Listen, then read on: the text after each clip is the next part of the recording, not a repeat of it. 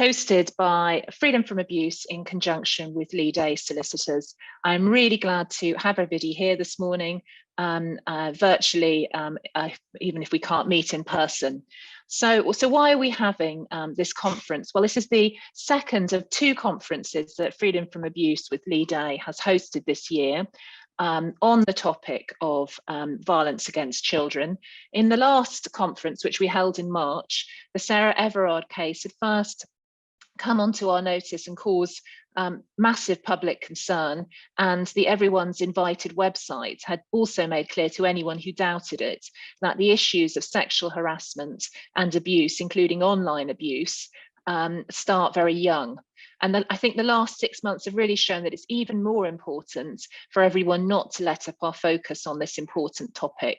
In June, Ofsted's rapid review of sexual abuse in schools and colleges found that sexual harassment and abuse are so completely normalised that for some children, they just see no point in reporting them. And the issue is so widespread that it needs addressing for all children and young people in all schools and settings. And adults should act on the assumption that it's a problem, even if there's no specific evidence, because it is just so prevalent. Ofsted also found that children and young people, especially girls, don't want to talk about sexual abuse for reasons including worry that they'll be ostracised by their peers and that they won't be believed or that they'll be blamed by adults. Children told the inspectorate that the education they're getting on relationships, sex and health is often not equipping them with the information and advice that they need to navigate the reality of their lives.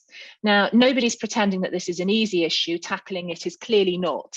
It needs cultural change. And the inspectorate recognised that the government's guidance on sexual violence and sexual harassments in schools should be clearer to help settings tackle the difficult circumstances that can arise. And last month, the government published its updated guidance on sexual violence and sexual harassment. But I think still there is a gap on what does this actually mean in practice? We need to know. What are the effective strategies that settings working with children should take? And why is it so very important that we tackle this scourge of childhood abuse? What does it do to our children if it's not addressed? Well, we're delighted to present today a full programme of speakers with the expertise and experience to lead us through this maze and provide some real insights. Now, before we start, I have some technical stuff. You'll notice that everyone attending today has been automatically muted upon entry. We've got quite a tight programme, so we won't be taking questions as we go along, but we will be having a question and answer session at the end of this webinar at approximately 12:30 p.m. If you've got any questions you would like asking to our guests today or panelists today, please send these in through the webinar using the Q&A button in Zoom, stating if you can which speaker the question is for, if this is relevant to your question. Also, I appreciate that we've got lots of experts in the audience. If you've got any more general comments or reflections on what you're hearing, do post them too. We would love to hear your perspectives and views, but if you could make clear that these are your thoughts rather than a question for one of our speakers, that'll be helpful. Also, if you'd like to post about the event on your socials, we're using the hashtag #BeTheChild and hashtag Freedom from Abuse. And now, without further ado, I'm going to hand over to our first speaker, James Wilding. James is the academic principal of Clare's Court School. He is also very involved with the Independent Schools Association. He has been an executive councillor and trustee of the ISA since 1990, and he currently is chair of the Inspections Committee of the Independent Schools Association. So James, we're going to hand over to you now to give our keynote speech. Well, thank you very much, Ali, and welcome everybody to this conference, which I'm so delighted to be participating in.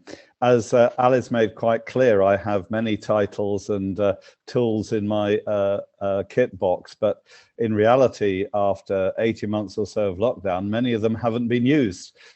We have not been able to have our eyes on inspection the way we'd like to. We've not been able to communicate effectively across the ether to our friends and colleagues in other services. And I'm delighted to take this opportunity to talk to you to answer the first question. Now, somebody somewhere's got my slides, and they're going to appear up on show now, aren't they? Can understand the biological needs of our boys and girls as they're rising up, and what are the things that prevents them being able to red card the events that are happening to them personally. we ran a conference yesterday and a conference on Tuesday looking at specific elements around girls and their teenage relationships and boys and the way in which schools can develop dominant masculinity that is gentle, that is supportive, that is kind. And it's really interesting this work's happening now because it couldn't be more important. Back in the 1990s, when I was working, looking at, on the arrival of the internet, looking at issues affecting American all-boys schools in the eastern seaboard of the United States, it was fascinating. They were tackling issues then successfully. And then as they took their eyes off being able to tackle the issues of male and female gender and moved on to the high-stakes testing to raise standards in schools, suddenly all of these major relationship matters seem to fall off the agenda. So when Marilyn spoke to me and said, could we start off by looking at this difficult subject for schools responding to sexual assault incidents, I was willing to participate partly because it's an extraordinarily present problem in schools. And it's interesting to note that our school and every other school I know has had to deal with these issues all through the lockdown. So it's not unknown to us to be working across multi-agency in disciplinary ways, responding to these sexual assault incidents at very early years, primary, secondary, and sixth form level. Next slide, please.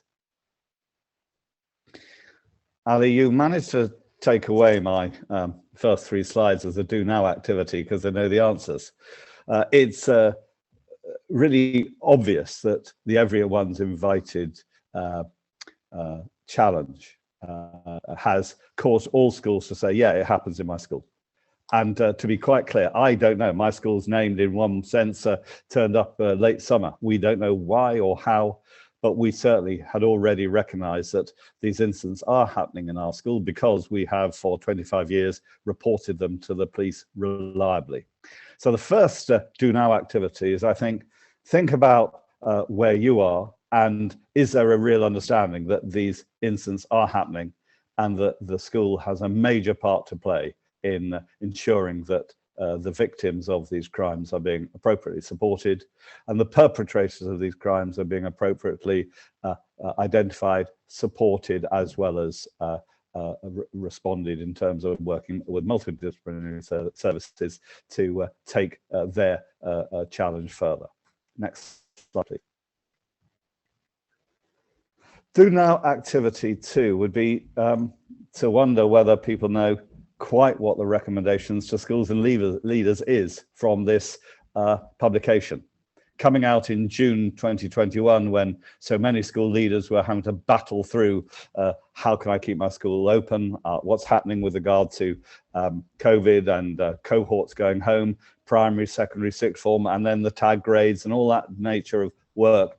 I think many school leaders like myself found themselves working right the way up to mid-August to get the results out. Then blooming heck, they came out and then we just had to get into the next bit. So being able to review and look through the recommendations coming out, I wonder how seriously governing bodies have taken their responses to this. The delay of the carefully sequenced RSHE curriculum that was needed in schools meant that we hadn't been able to clearly tackle that from 2019-2020 from an inspection point of view. And we are deeply aware that many schools are still struggling to get some kind of handle on it. When you look at the next slide, the fascinating thing about this report was that it's not just schools that seem to be containers of toxic activity, but almost every single organization, be it faith, charity, education, welfare, have this terrible problem of child protection failing. And this dramatic report from ICSI highlighting that all major religions have a serious problem in this area now highlights to us how difficult the problem is and how we must be knowing how we're going to act and how quickly. Next slide.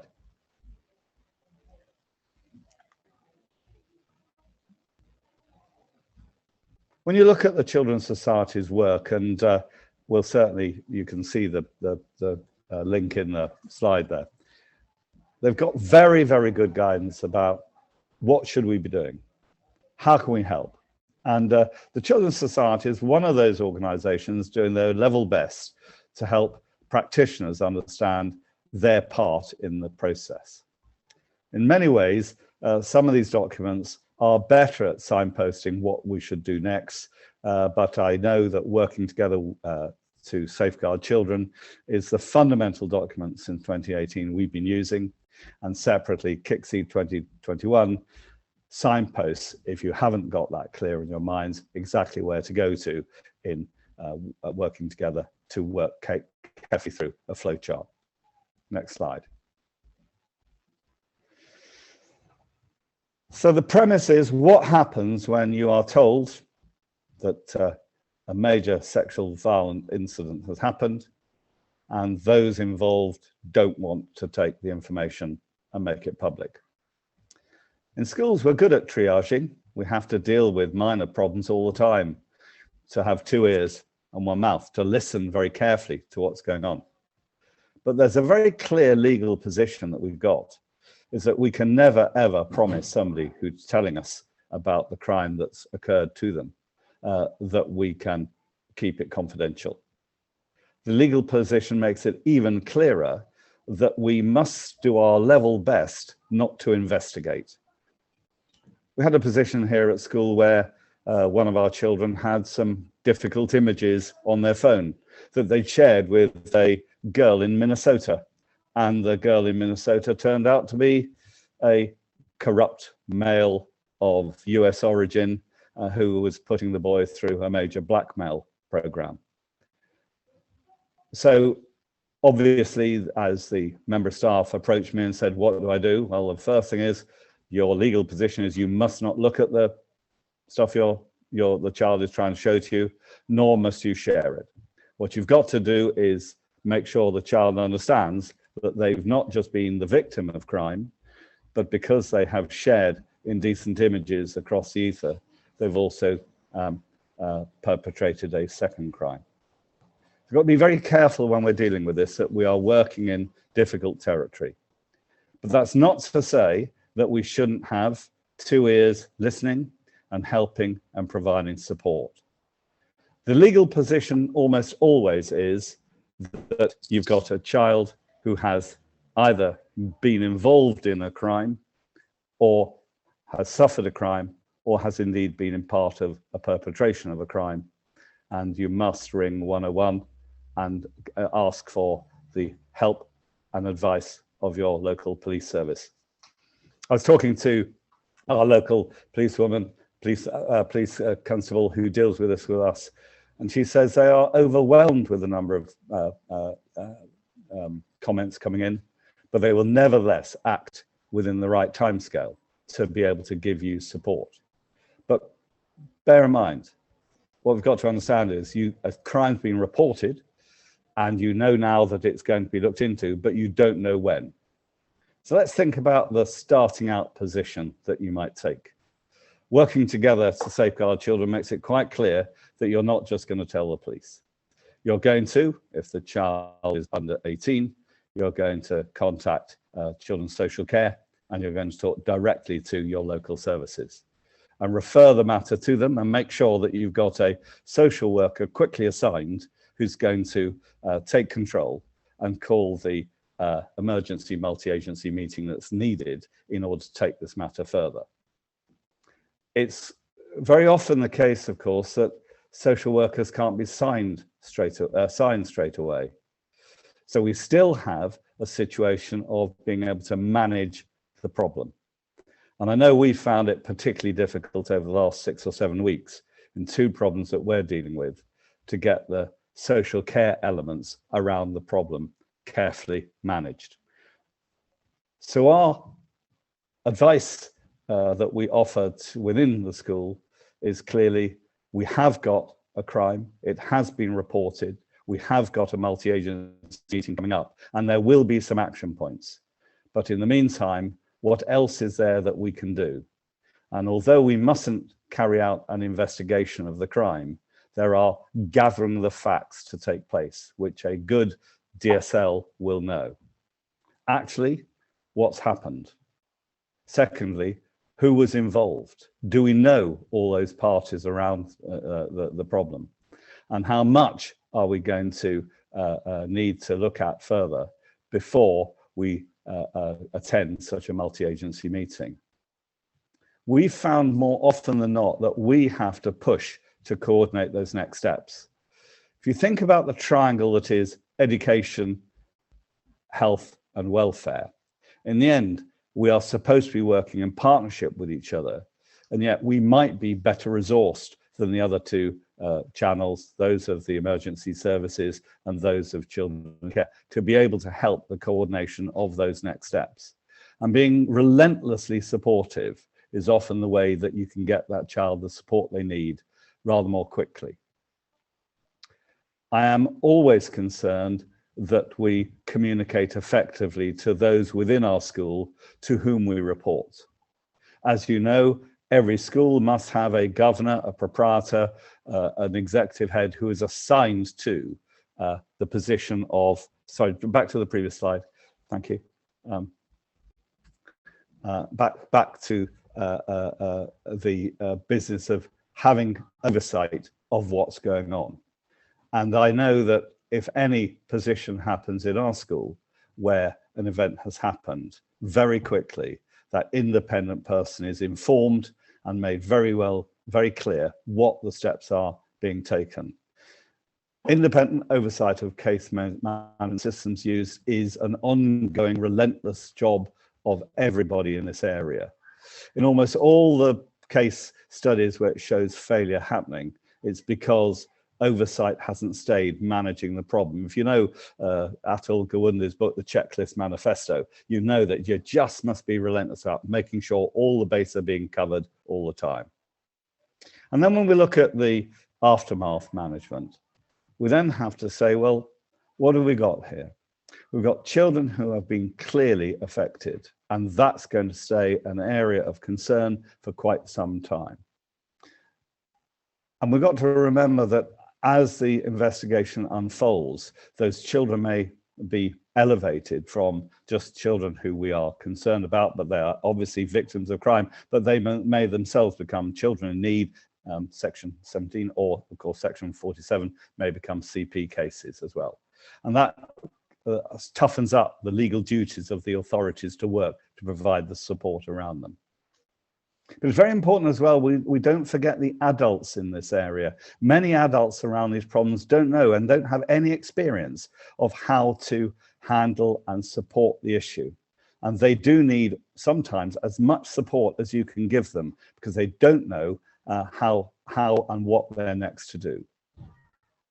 Your school community inevitably will know more about this than you. It'll very quickly get out that things have happened.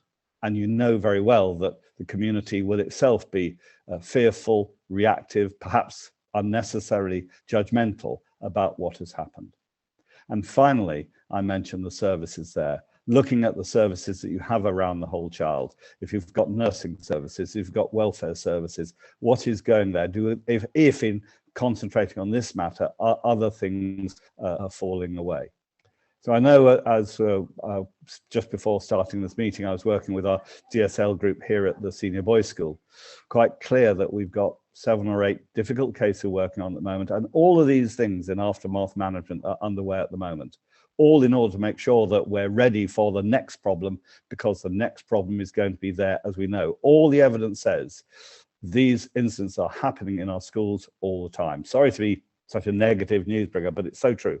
And we have to be always ready to deal with the next case. Next slide, please.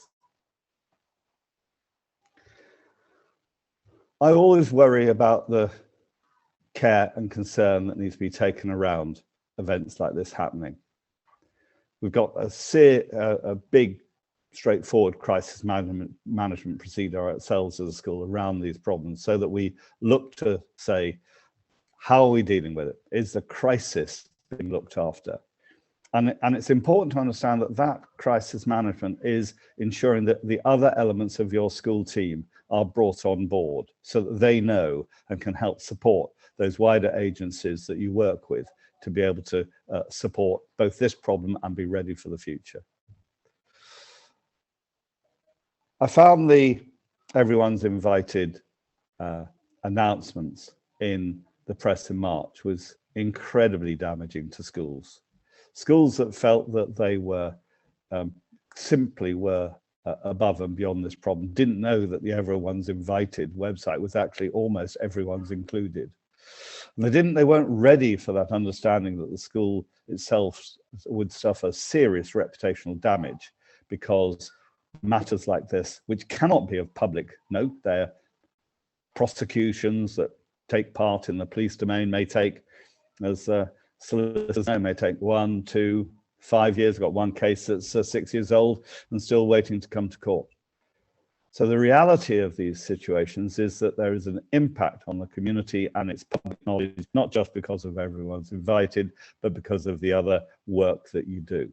So working on that, making sure that, as we now have to, communicate to our parents about our effective relationship and sex education program going forward, we've got to include in that program real nitty gritty of it's happening in the school, it's happening to peer groups around, what are we going to do and how can we make it so that the children feel supported and that they break through the requirements that the young children have to keep things private. I'm going to finish off on some thoughts about that shortly.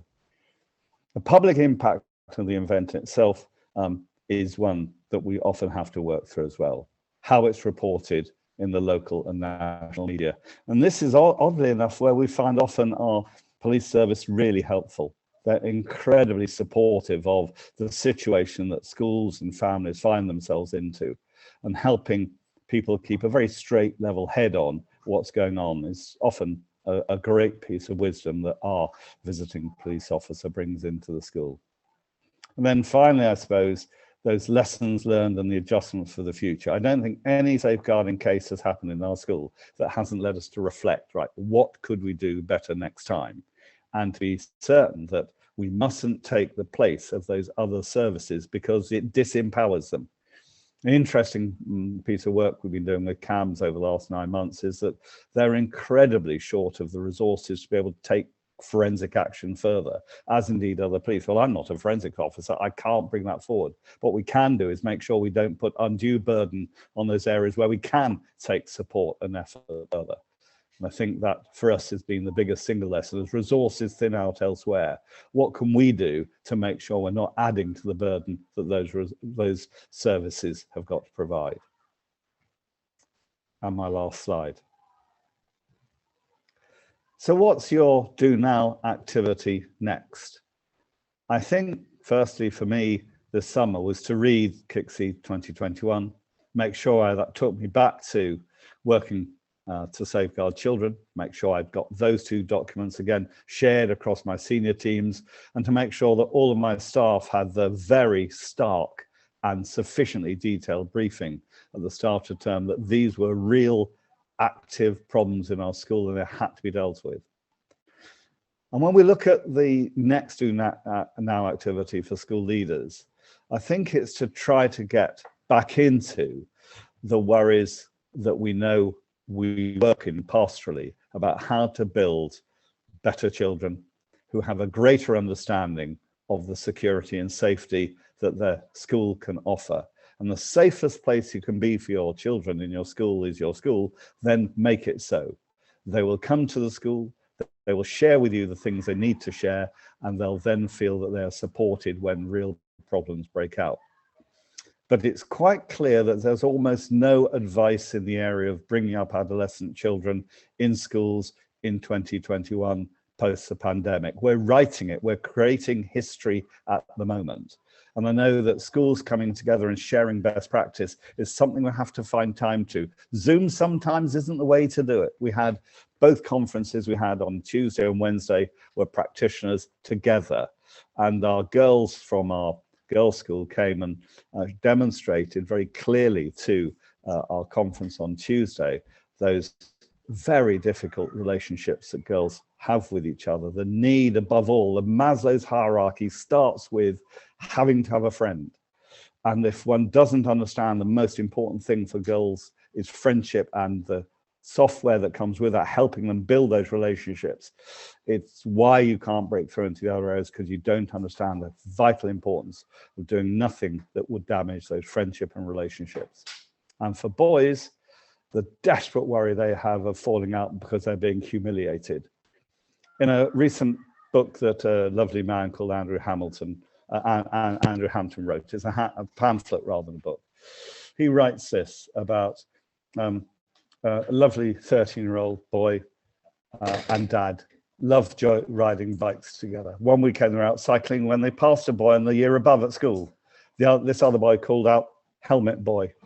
That was it. That was enough. My friend's son decided he would never wear a helmet on a bike again, and his father said he could not ride his bike without one.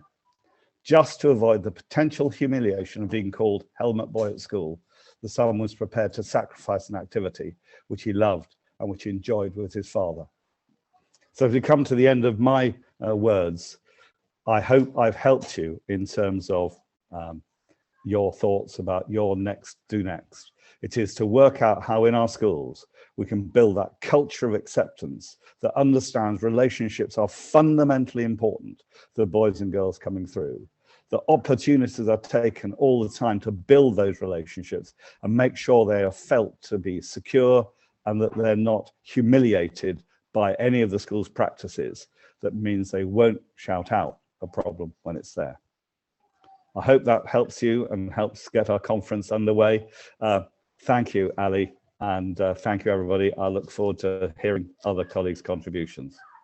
Thank you very much, James, for that really interesting presentation. I can see that we already have some comments and questions in the Q&A section for James. As I've said, we will take those at the end in the Q&A segment. Please do keep them coming.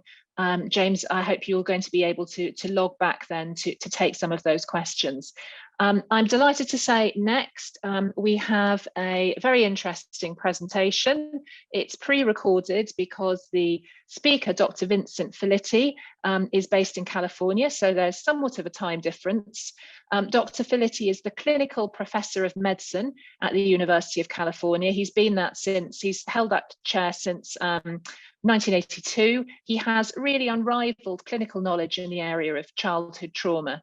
He is the co-principal investigator of the Adverse Childhood Experiences Study, and this really groundbreaking study, studying thousands and thousands of adults, really looks at the relationship between adverse childhood experiences and how they affect adults, and the relationship between our emotional experiences as children and our health, both physical and mental health as adults. And this really shows why tackling adverse childhood experiences is a public health issue and needs to inform our healthcare models today. So I'm now going to hand over to this pre-recorded presentation by Dr. Filitti. Well, good afternoon. I'm Dr. Vincent Filitti, American physician, now semi-retired after a 50-year career in internal medicine at Kaiser Permanente, an integrated private medical care organization having 13 million members and 25,000 physicians, largely in the Western United States. It was there that we uncovered certain counterintuitive findings in our obesity program, and the ACE study was carried out to determine their prevalence and adult consequences in a general population. Well, let's proceed with that now. Well, the ACE study is about how we get from a newborn with its extraordinary potential to the man lying on the street whose history we overlook. And the answer to this question relates powerfully and in unexpected ways to major problems in adult well-being, biomedical disease and the cost of that, and life expectancy. Let me summarize our findings for you initially to give you some structure for the evidence you'll see in a moment. In the brief time we have, you'll only see some key aspects of our findings, but it will be easy for you to find vastly more detail on the internet and on YouTube. The ACE study is the largest study that's ever been done to determine the adult effects of 10 common experiences of adverse childhood life experiences. 17,337 adults participated in this retrospective and 20-year prospective analysis. The prevalence of these adverse childhood experiences was really unexpectedly high, even though they're overwhelmingly unrecognized because they're lost in time, and then they're further protected by shame and by secrecy and by social taboos that we have against routinely exploring certain realms of human experience. And our typical medical history avoids them completely. Their effects in adult life are powerful and proportionately related to these life experiences in childhood, which turn out to be the major determinant of social malfunction, job performance, adult health risks, mental illness, biomedical disease, and of premature death.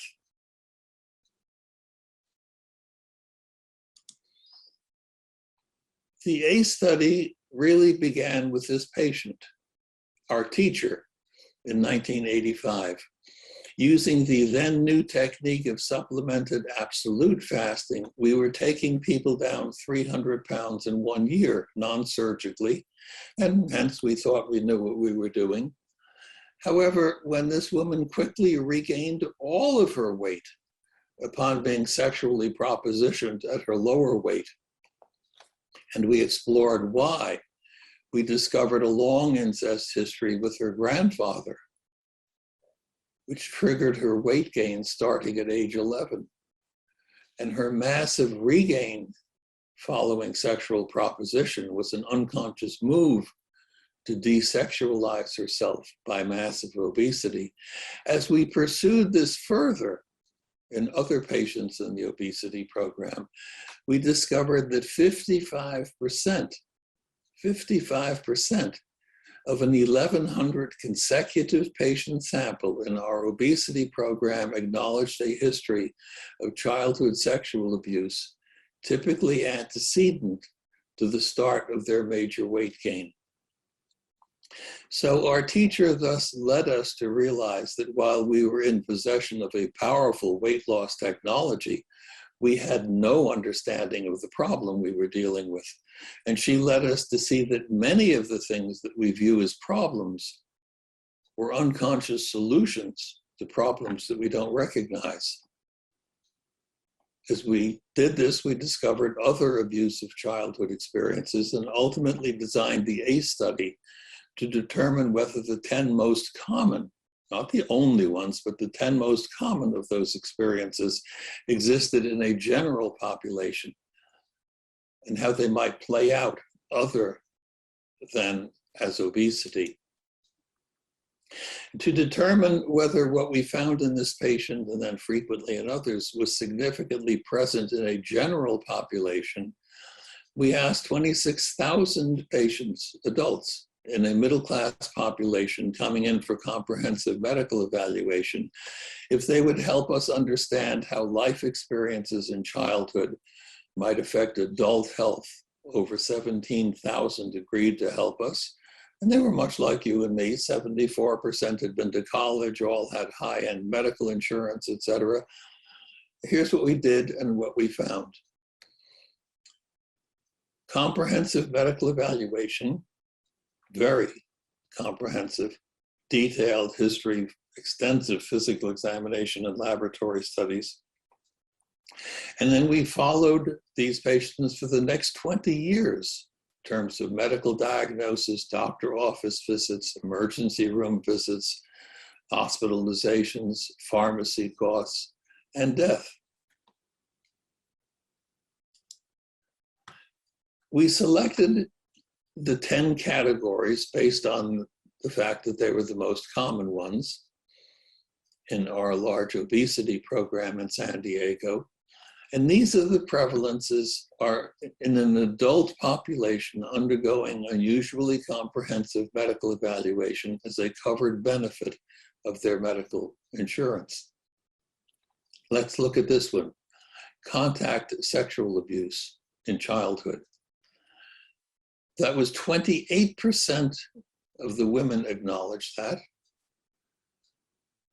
16% of the men, 22% average for the group. And then here are the other prevalences. Believe me, this was a great surprise. It took me several months of checking and rechecking to firmly believe the validity of this. We were dealing with mountains of information, and we needed to simplify things, so we created an ACE score. ACE score was the number of categories, not the number of events, the number of categories of events that were summed. You see that 33% claimed none of those 10, and 11%, 1 in 9 people, claimed 5 or more of those categories. This was a real surprise. We found that women were 50% more likely than men to have an ACE score of 5 or higher. And when you look at this 11% figure, 1 in 9 people, that typically means that any physician will see 2, maybe 3 such patients in the office every day with an unrecognized ACE score of greater than 4, in other words, 5 or higher. So what does this look like in the office? How does this show up in adult medicine other than as obesity? This man has a physically violent childhood. His father abandoned the family when he was 3. Mother remarried. For whatever reason, his stepfather saw fit to beat him pretty much every day. He had a very disturbed childhood.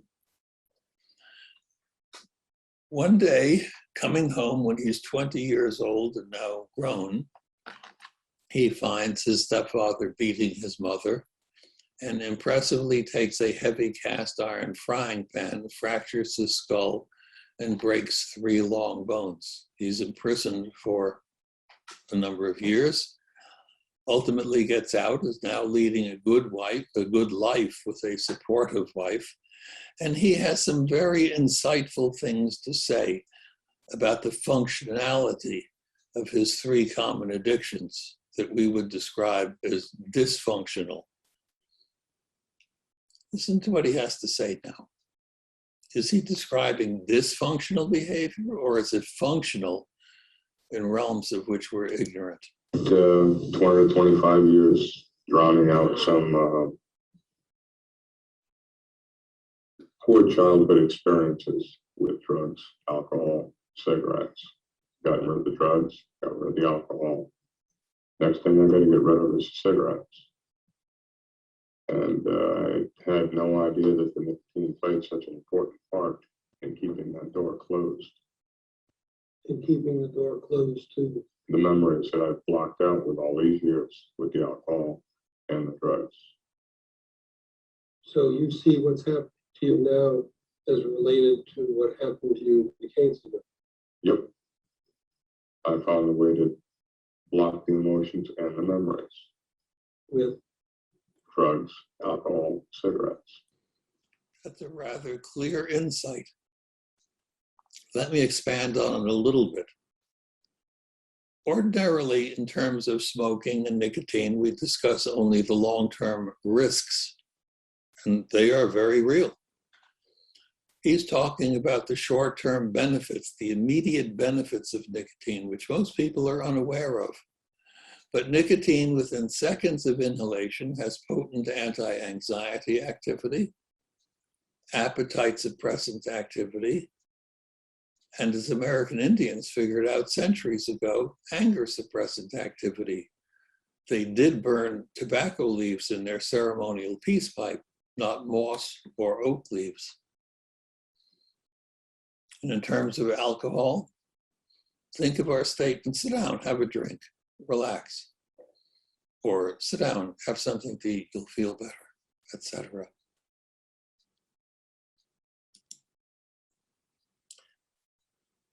Well, here is another patient with insightful things to say. She was heavily molested as a child. She had good reason to smoke 3 packs a day as an early teenager. She married at 17 to escape her family. And when her husband later insisted that she stop smoking, she was suddenly beset by predatory male attention. And she explained to me that previously her heavy smoking had kept predatory men at a distance. She was very anxious and now ate to control her anxiety, and she gained from 130 to 310 pounds and discovered that obesity was also effective at keeping men away. She came into our obesity program, and we, at that time, not understanding the core issues underlying obesity, we reduced her weight from 310 to 150 pounds, and we're very pleased to see that she no longer needed the oxygen. However, male sexual attention returned, and she consciously made the decision to regain the weight and accept the fact that she'd be on 24-hour oxygen the rest of her life. Let's listen to what she has to say, because she makes a remarkable statement here.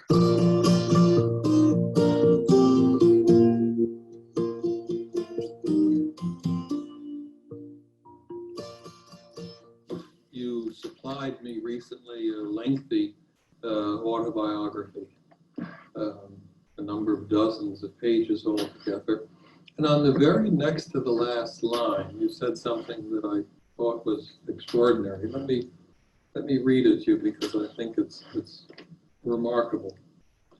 I believe smoking 3 packs a day and weighing 300 pounds are not the problem.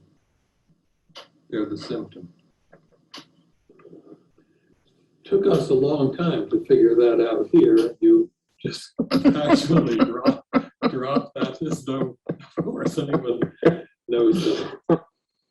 That's a remarkable statement. Weighing 300 pounds and smoking 3 packs a day are not the problem. They're the symptom. That is truly a profound insight.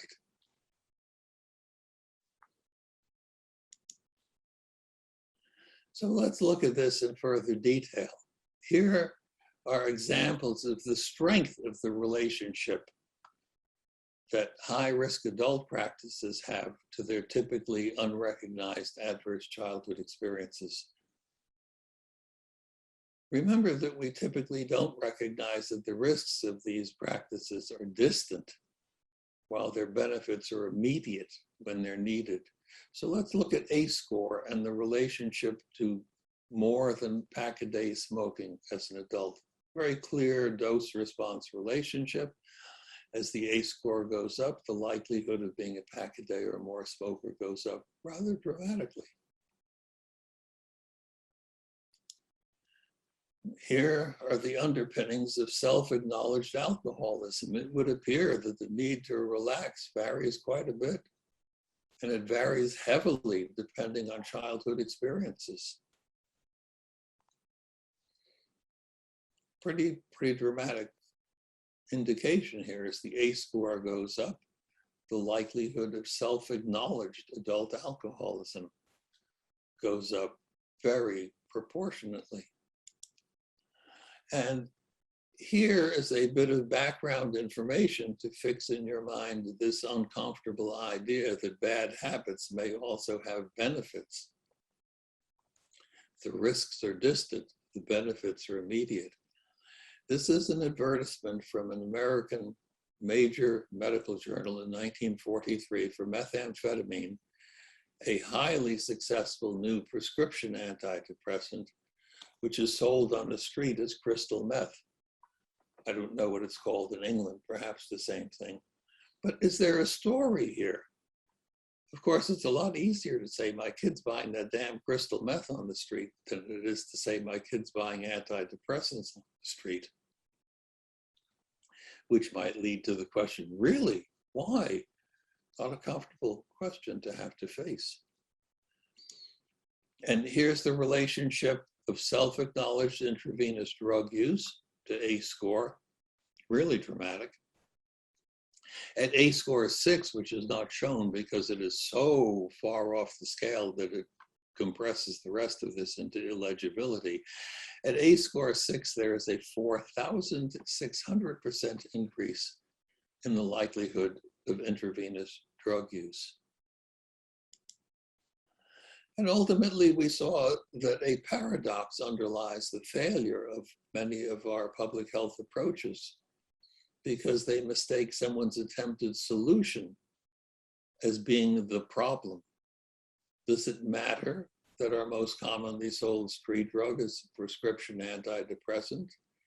Does it matter that nicotine has potent anti-anxiety activity and antidepressant activity within seconds of inhalation? Is there an insight in our expression, sit down, have something to eat, you'll feel better, or here, have a smoke, relax? Does that provide any insight into what we're seeing here?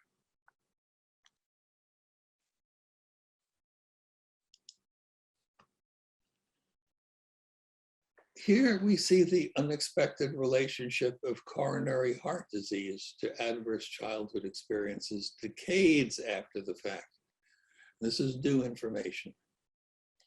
And the major effect on coronary disease is now known to be due to hyperstimulation by toxic stress of adverse childhood experiences decades after the fact. Hyperstimulation of certain areas of the brain that lead to the release of pro-inflammatory chemicals that then trigger cholesterol deposition onto the inflamed lining of blood vessels, including the coronary arteries. So you see each of the categories of adverse childhood experience has a distinct relationship to an increased likelihood of coronary heart disease. Initially, we thought this, well, you know, you smoke 2 or 3 packs a day, of course you're going to get heart disease. And that's true. But this excludes that. This corrects for age, race, education, and the conventional risk factors like smoking. This is after those have been all excluded.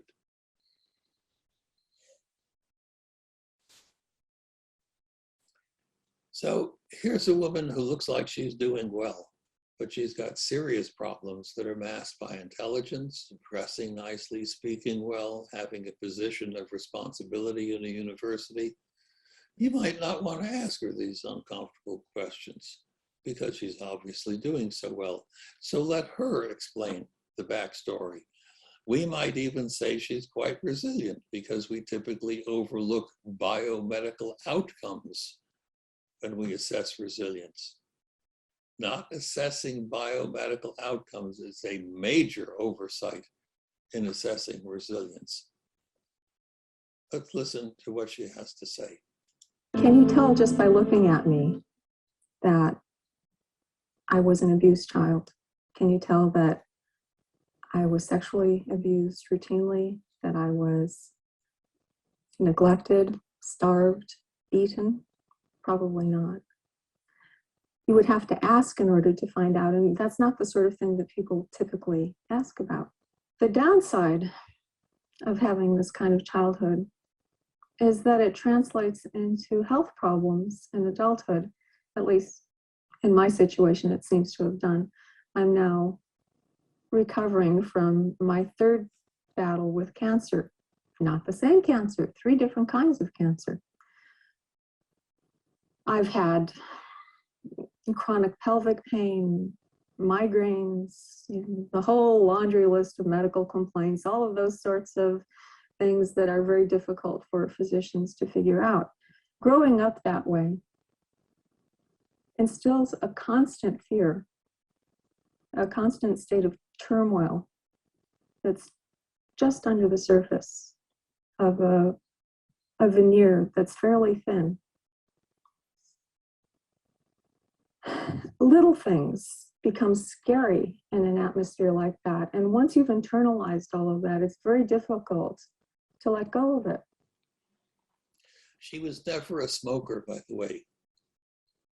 She is firmly convinced that her abusive childhood, her ACEs, were the cause of her 3 different kinds of cancer. And in recent years, the mechanism explaining that relationship has been worked out. It turns out that all of us, you, me, everybody else, every day are forming small numbers of cancer cells. Our immune systems recognize them, destroy them, and we never know that that's going on. But if anything suppresses immune system function long-term, then those cells are not routinely destroyed. And some will go on to multiply and cause overt clinical cancer. And again, in recent years, it's been discovered that toxic stress, years after the fact, causes hyperstimulation of other areas of the brain, leading to suppression of immune system function. It's a very interesting insight. So let me summarize what we have been looking at. We've seen that adverse childhood experiences are very common. They are massively unrecognized. They strongly determine adult well-being, depression and suicide rates, alcoholism, obesity, drug use. Other slides that I haven't had the time to show you here show their effect on job performance, disability, etc. We've seen some indication of their effect on biomedical disease burden. And we found that at a score of 5 or higher, there was a 19.7-year shortening of life. Now, 2 important points should be recognized here. 1, if you're going to get this information, it is best initially obtained by an inert mechanism, not face-to-face questioning. We used a 10-page paper medical history questionnaire that had the ACE questions integrated with a mass of biomedical questions. And this was filled out at home, not in the waiting room. In the office, we would then say, I see on the questionnaire that. Can you tell me how that's affected you later in your life? And we listened, period. No humbug about being sorry, oh, that must have been awful. We listened, period. It turned out that asking and listening and implicitly accepting is a very powerful form of doing, as we'll see shortly.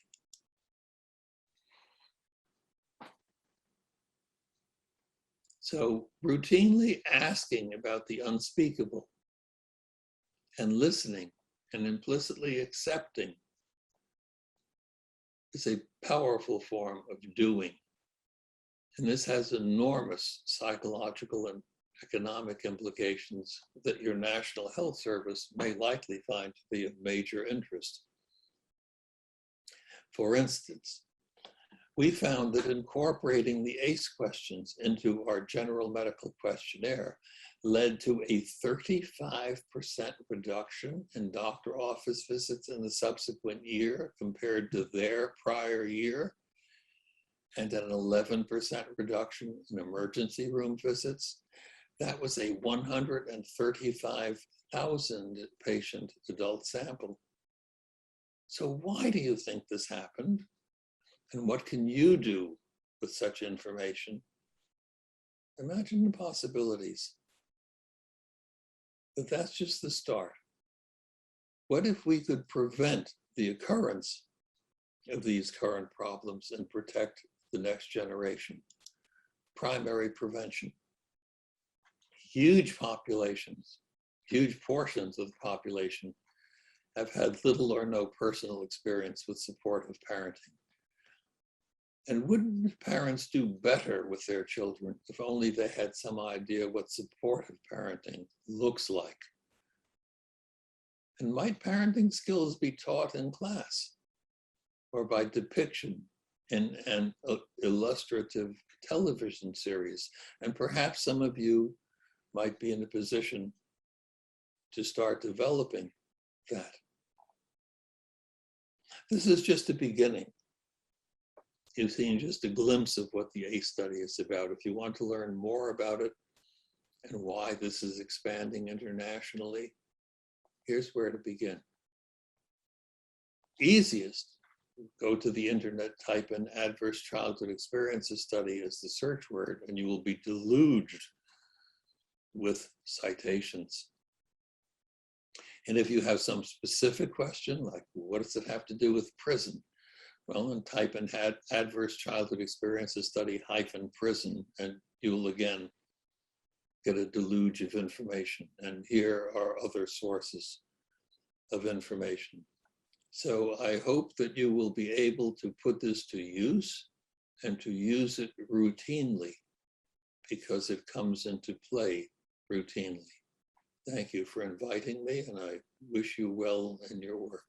Wow, what a thought-provoking and, you know, obviously in many ways depressing presentation, but a lot of food for thought for everybody. I think what Dr. Felitti said about the adverse physical and mental health outcomes on survivors of abuse will be familiar to all of us who have worked with adults who've been abused in childhood, who, you know, seem all too often to present with a myriad of problems in later life.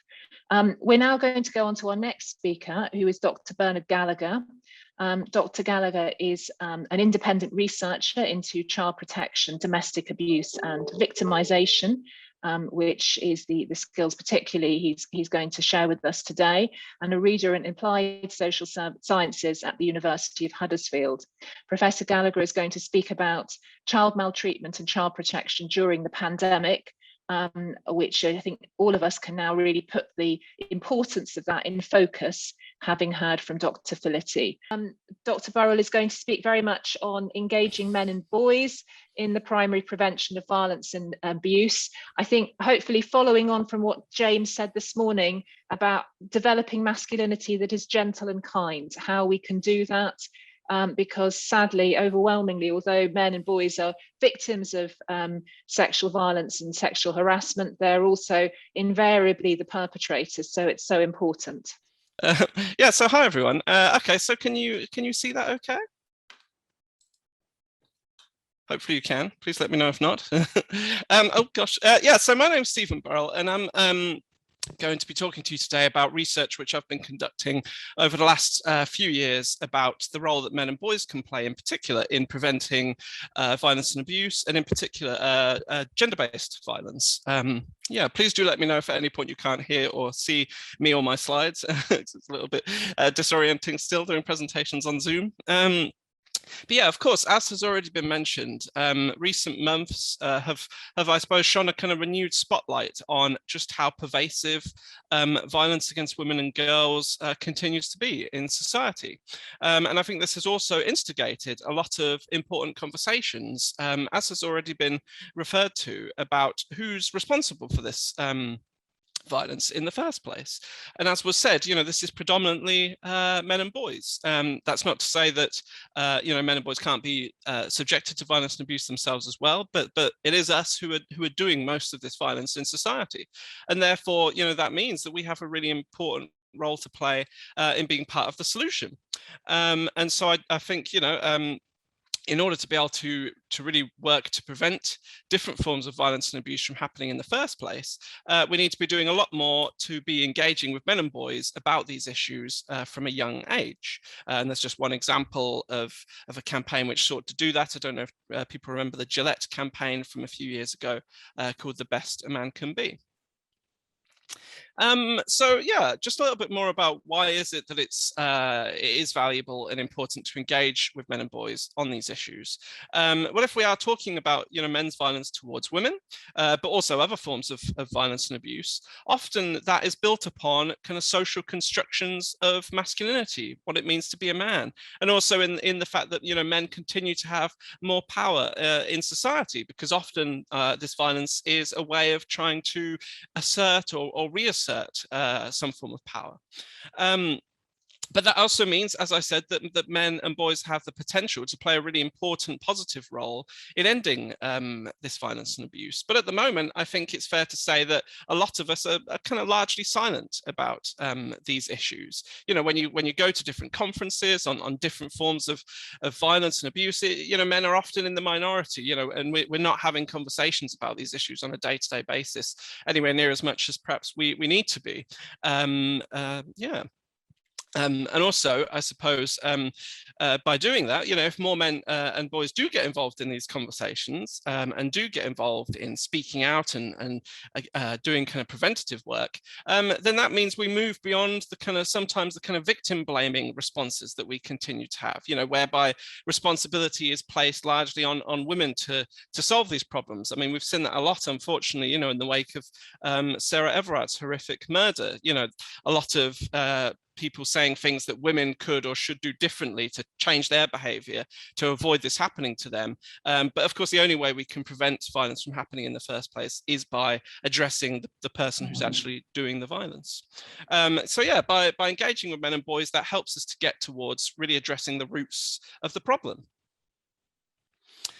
And so, yeah, this is a really important kind of form of primary prevention work, as was mentioned in the previous presentation. Primary prevention means, basically any kind of work to stop this from happening in the first place. And I think that is a really important thing to recognise, that when we're talking about different forms of violence against women and girls, this isn't something which is inevitable, even though I think we often still think of it that way in society. If this is something which is rooted in society, in the way it's organized, in the way in which people are brought up to live in society, then by changing things, we can actually do a lot to stop this from happening before it ever does take place. And so what does that actually mean? That means, working to transform the kinds of attitudes and behaviors, but also the kind of wider social norms and social structures which underpin different forms of violence against women and girls. So that means, for example, through kind of education and training in schools, of course, universities, colleges, but also more broadly in society.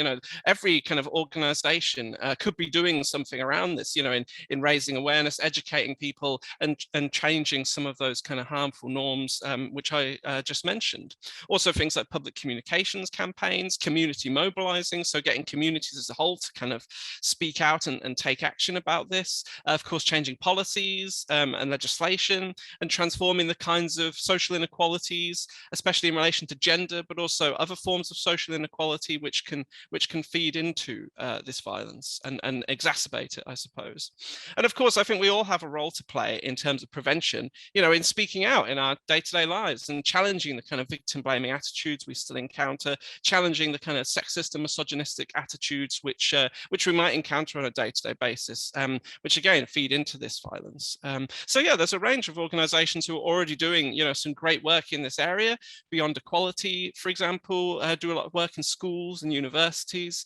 The White Ribbon Campaign I mentioned on my previous slide. Lots of different organizations doing great preventative work, but often at the moment, it's very underfunded and under-resourced or supported. And of course, schools have a really important role to play, but of course schools themselves are also often struggling for resources and time and capacity, and of course need support as well, because these aren't easy things to talk about. So there's a real need there, I suppose, for more training and support for teachers to be able to actually address these issues as well.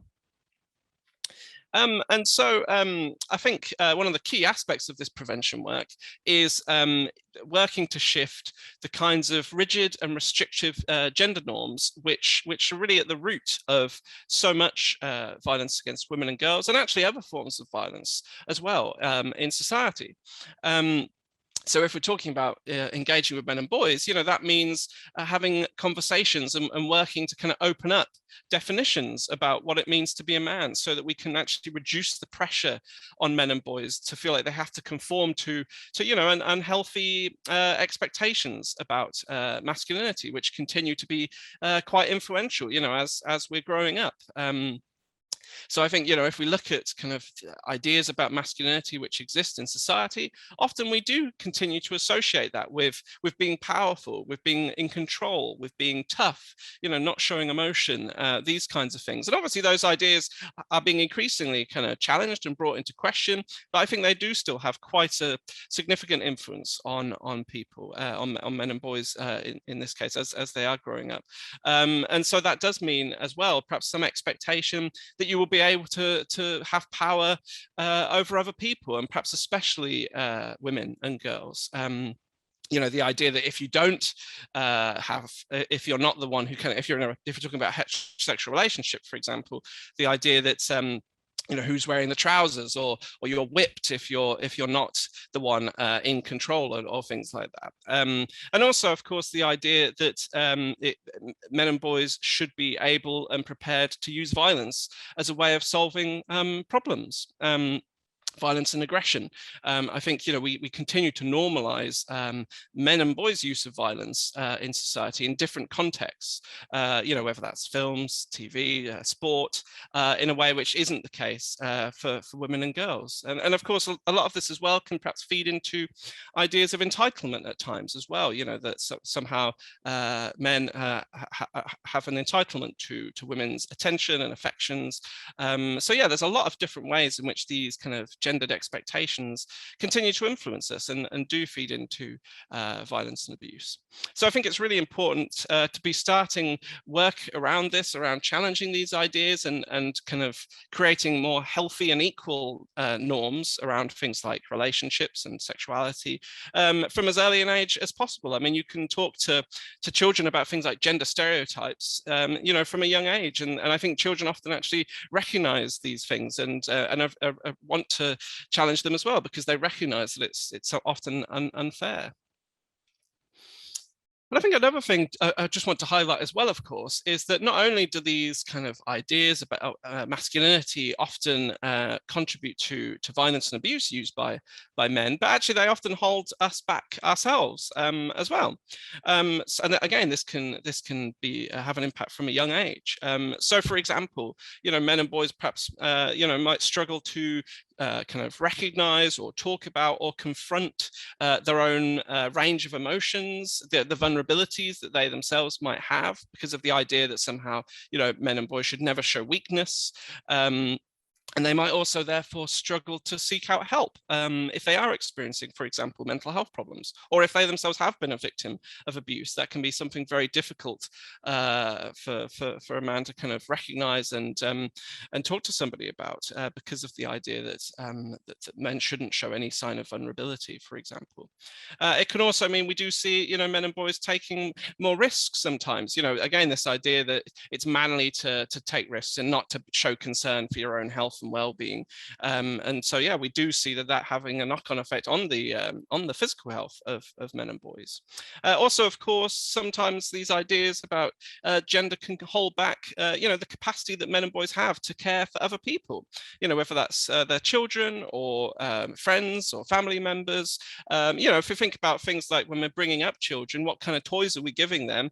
You know, is it seen as girly if you give a boy a doll to play with, or, you know, if they want to do some kind of like play around caregiving, you know, is that not seen as a very kind of manly thing to do still, perhaps? So I think, yeah, this holds men and boys back ourselves in a range of ways. And actually there's research as well which shows that young men who are more, you know, more rigidly follow these kinds of expectations around masculinity, which is sometimes kind of referred to as the man box, in the sense that we're kind of boxed in by these ideas about manhood. And not only are they more likely to perpetrate violence against others if they are conforming to those expectations, but actually they're more likely to experience violence as well. So it has a range of different detrimental impacts. And so one of the things I've done in the last few years is some focus groups with young men about these issues, using different examples of violence prevention campaigns to kind of generate discussions with them about these issues. And so this was with university students, but I think it has a lot of relevance perhaps to working with other young men and boys as well. And so when I spoke to these young men, you know, they often felt that actually key to preventing different forms of violence and abuse is education, you know, more education. And they felt that they hadn't received anywhere near enough on issues like gender, sexuality, relationships, and so on. But, you know, it is difficult to get men and boys in the room to have these conversations in the first place often. That's certainly an ongoing issue which I experienced with my research, for example. But I think once you manage to do that often, and this is certainly my experience, you know, men and boys really appreciate having the chance to talk about issues like masculinity and relationships and how to create kind of change towards, you know, engaging in healthier behaviors. That was something, yeah, in my research they really appreciated having the chance to do, because often I think there aren't those opportunities currently enough in society. And one thing which they felt, if we're talking about like prevention campaigns, was that they weren't appreciative of campaigns which were perhaps a bit patronizing towards young people, or adopting like overly simplistic messages, you know, like just saying don't do this or this is wrong. You know, they did want to see actually more engagement and exploration of the kind of subtleties of unhealthy and abusive behaviors and how those manifest themselves in everyday life. You know, for example, they had an awareness that things like domestic abuse is not just about physical violence. It's so often about kind of coercive control, and which can often, you know, manifest itself in a whole range of quite you know, micro controlling behaviors. And so they wanted to learn more about that and how those kind of behaviors might be learnt in society in the first place, and how they can actually be quite normalized sometimes as well in different aspects of our culture. So actually, interestingly there, perhaps that challenges some of the consent-based approaches we do see in prevention work. You know, the real emphasis on the importance of learning consent, which is, of course, really important. But at the same time, if we just focus on consent alone, because actually I think the young men which I spoke to did have a good understanding and awareness of that, but actually what does that help us to really address the kind of unequal context in which young people are living their lives and engaging in sexual behaviors in the first place? And actually, or sometimes can, if we're talking about consent, is there a risk actually that we can reproduce quite transactional ideas of sex, whereby, you know, it's the whole idea that consent is, if we're talking about heterosexual relationships, you know, the idea that consent is for men to get, and it's women's to kind of passively give. You know, so perhaps we need to challenge more broadly some of these kind of gendered stereotypes about sexuality when we are having these conversations as well. And I think another thing which was raised by the young men I spoke to was actually the importance of all of us reflecting on how we might be implicated in this problem. So, for example, thinking about, you know, how do these kind of limiting and harmful gendered expectations influence our own relationships and friendship groups, for example? Because I suppose, you know, it's easy to think that the problem lies elsewhere, and, you know, for example, to see perpetrators of different forms of violence and abuse, to see them as being monsters who are completely different from the rest of us. But actually we know that that's not the case. You know, these things are so pervasive. It is, you know, if we're talking about men, it's ordinary men who are doing this. And all of us can at times perhaps reproduce, you know, unhealthy or unequal behaviors in these different contexts, or at least perhaps stay silent about them when we do see them happening. So actually they felt, or some of them at least did feel, that it's important to think more about how we might be complicit in the problem, which will help us to gain more of an understanding, I suppose, about how this is being, how violence against women has been perpetuated in the first place, by, you know, how we all might be play a part in that, perhaps completely, you know, inadvertently at times, but also that will help us to recognize the role that all of us can play in preventing it, because actually, yeah, that means all of us can do something about this. It's not a problem elsewhere. It is something which affects all of us and which all of us can do something about. So some of the challenges which were encountered were, of course, there were some kind of defensive responses, which I think are often should perhaps be prepared for when doing something like a prevention campaign. So that included things like immediately shifting the focus of the conversation away from men's behaviour and saying, well, men can be victims too. Therefore, why are we talking about this? And of course, men can be victims as well, but that doesn't mean we can't have, and actually we need to have really important conversations about the fact that men are doing most of this violence and what can we do about that. Often they perhaps talked about the violence as being perhaps inevitable, we can't do anything about this, and that therefore perhaps gave them the excuse to think that there's nothing we can do in terms of prevention, when of course there are lots of things we can do. And lastly, as well, as I say, kind of disassociating themselves from the problem, seeing it as something which lies elsewhere than in the room. It's a problem among other men, it's not a problem among us. But again, as I said, like at the same time, they also recognize that actually we do all have a role to play in this, and we can all perhaps at times be complicit in it. So there were some kind of cognitive dissonances there as well, which again, I suppose, show the need for more education about these issues.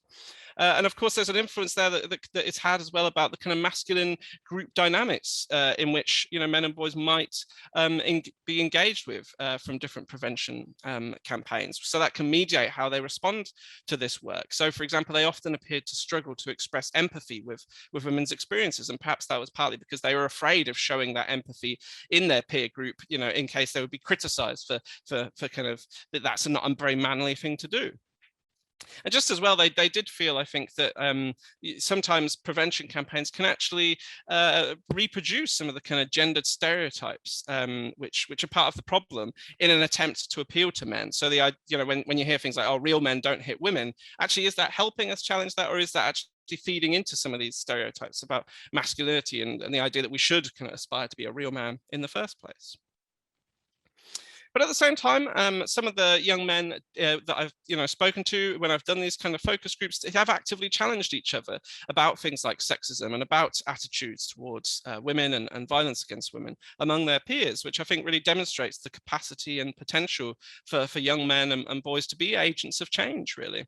But I think it's important to, I suppose there's a balance to be struck there between talking about things like complicity and how we might all at times, stay silent about things like sexism and misogyny, but at the same time come with a kind of positive vision about the role that men and boys have to play in this, to kind of inspire them to think about how this is relevant to them and what they can actually do.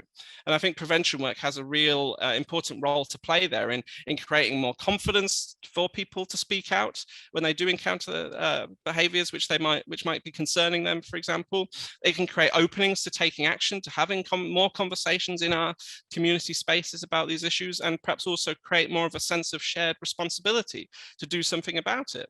But I think also, of course, we can't just place all the responsibility on young people to prevent violence against women, because actually, of course, adults have a lot more power to create change in society. And that's one of the reasons why our kind of holistic approach is so important. So, for example, in the school context, a whole school approach where everybody in that school community recognizes and actively plays a role in challenging violence and abuse, rather than just thinking we need to focus all of our attention on young people.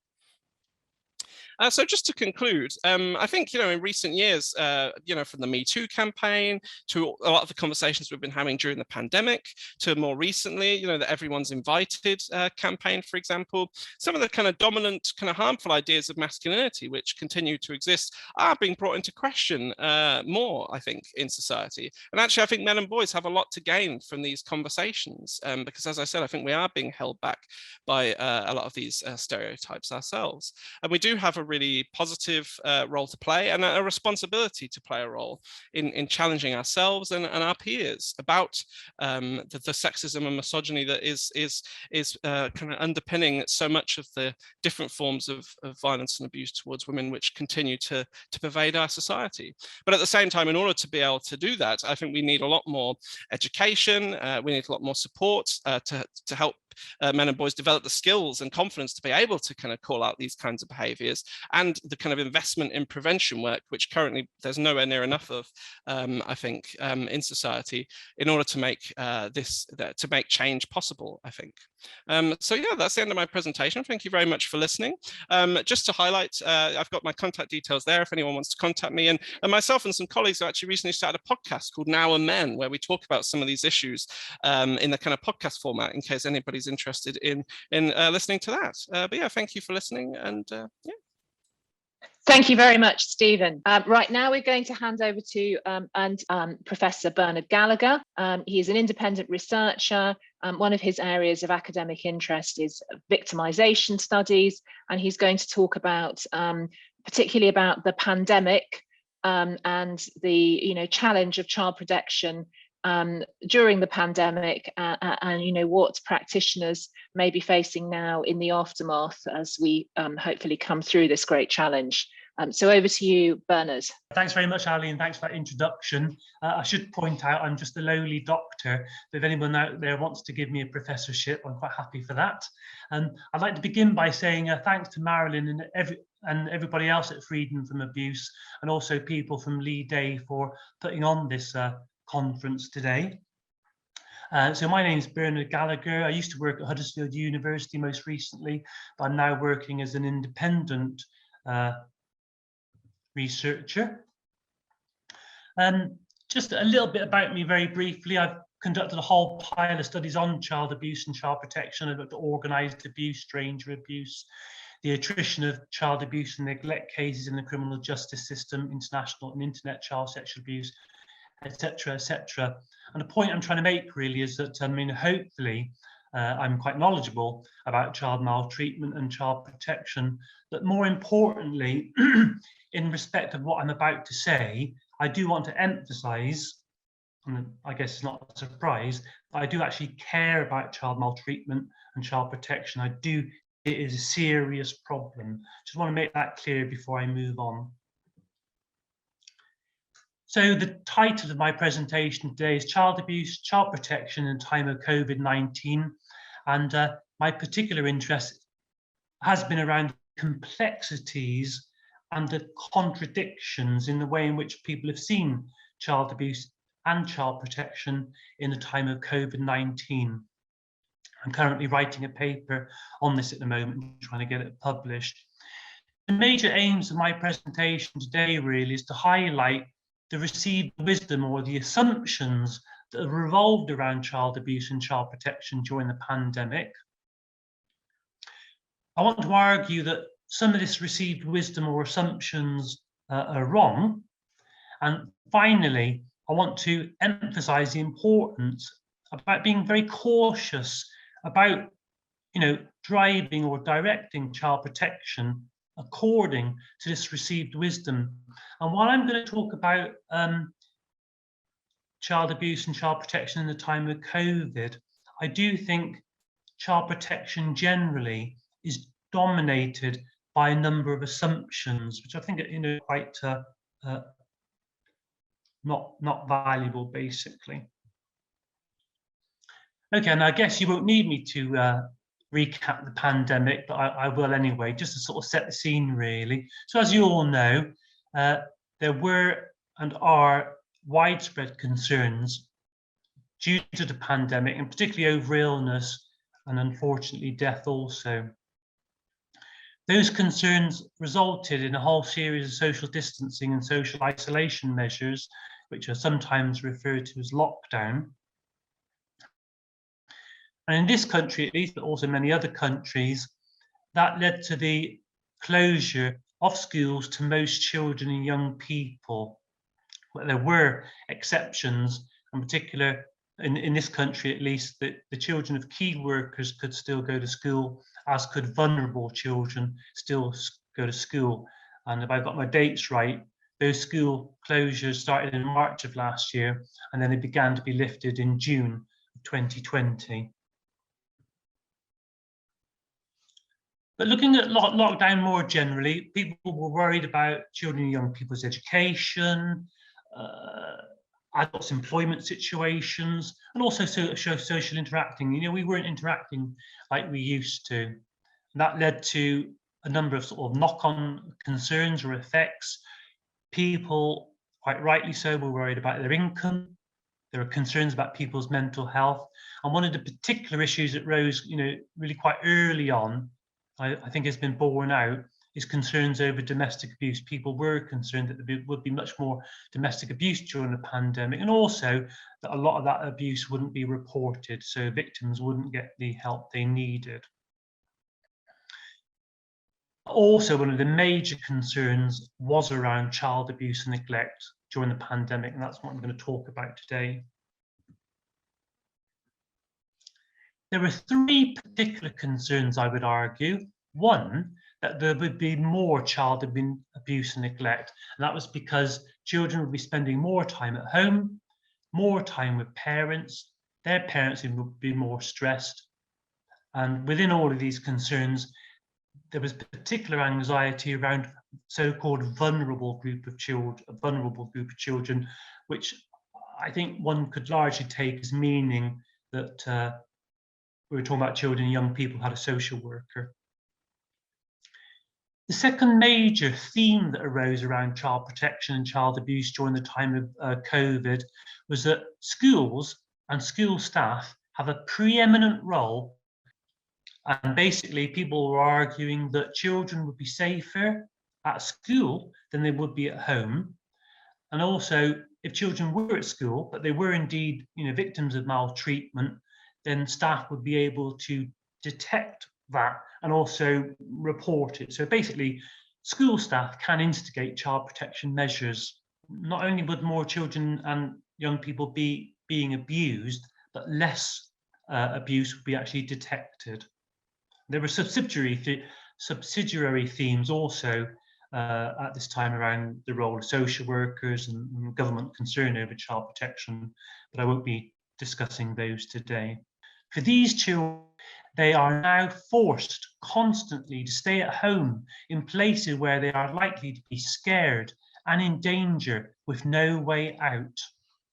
So I think Anne Longfield put it very powerfully, really, that seemingly, probably a quite considerable number of children were in a considerable amount of danger. That I want to take issue with, and the things I want to look at then, is child abuse during the pandemic, parenting during the pandemic, and finally the role of schools during the pandemic. Let's say, for example, obviously one of the major concerns was around child physical abuse. First of all, I'd say that it's very difficult to tell. It's always difficult to tell if child abuse or neglect in general is increasing or decreasing because the vast bulk of it is never reported. So we tend, in terms of trying to measure whether abuse is going up or down, we have to rely on known cases, the cases that become known to agencies. But that's an unreliable measure of the prevalence or the incidence of abuse, because, as I say, most abuse is never reported.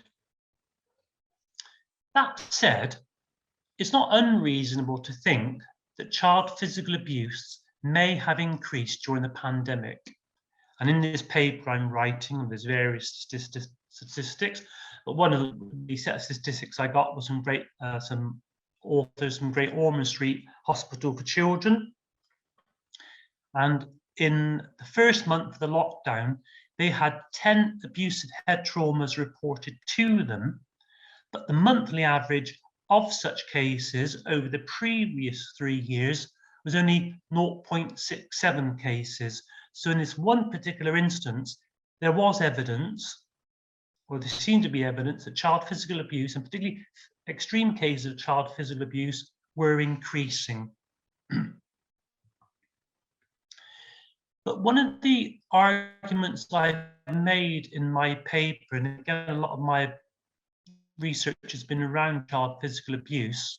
First of all, I'd say it's important to, if one is concerned about child abuse, and one is trying to work out whether it's going up or down, it's important to differentiate between the different types of child maltreatment.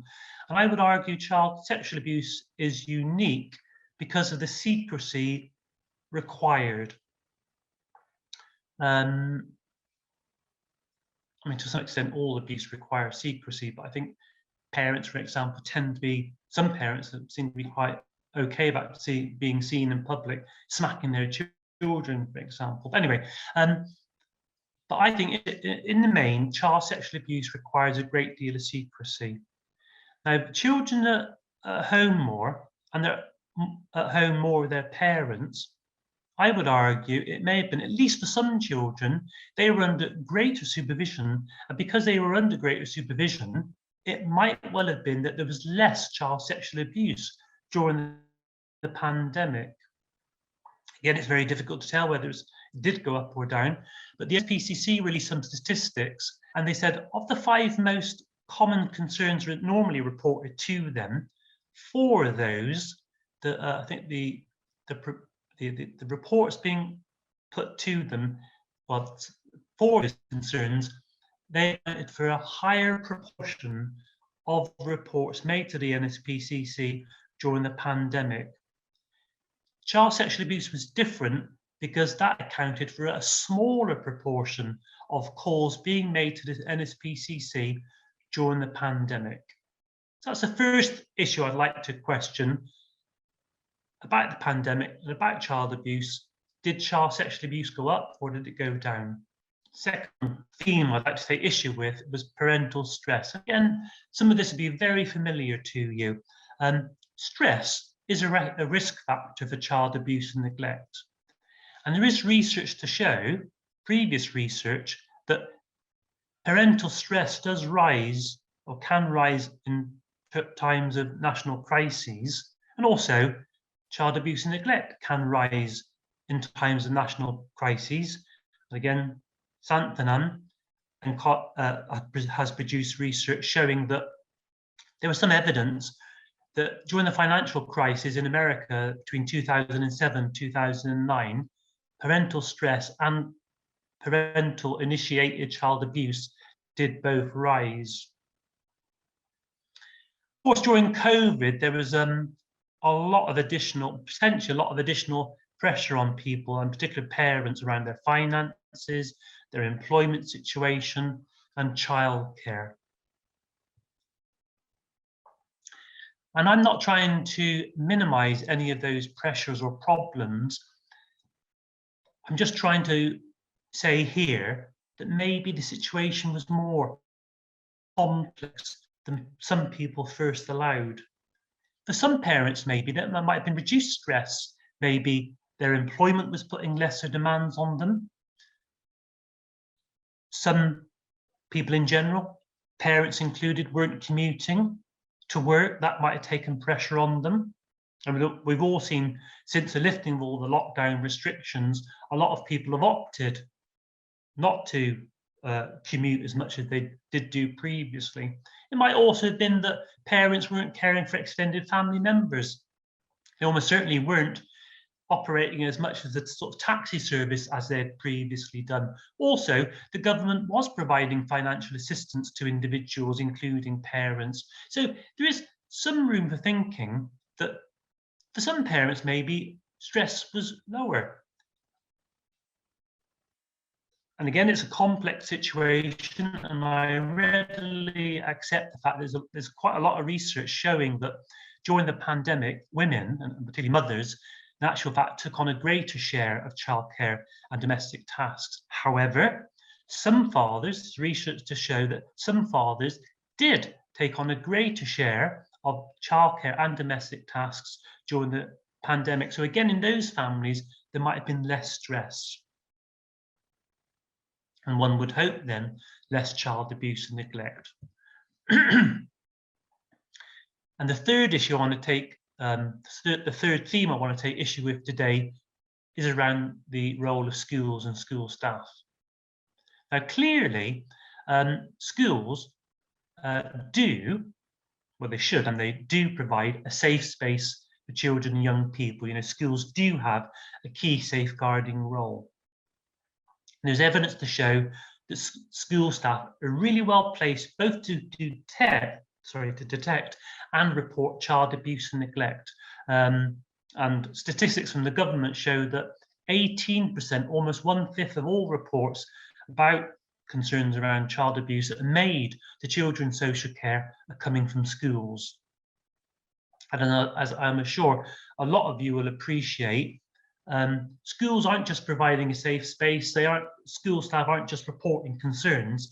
They've got a much wider welfare and well-being role for children. That's a very significant role. You know, teachers in particular do a lot outside their educational role to care for children and to benefit their development. So it was understandable during the pandemic that people like McManus and Ball would argue that there was a real danger of children dropping off the radar. Many children weren't going to school. They might be more at risk, and that abuse and neglect wouldn't be being reported.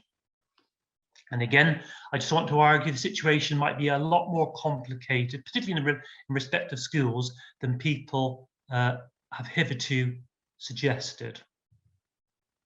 Just go down. Just check this. Yeah, okay. And I must admit, I'm not an educational expert, and some of this came as quite a surprise and not a shock to me. Some of this, anyway.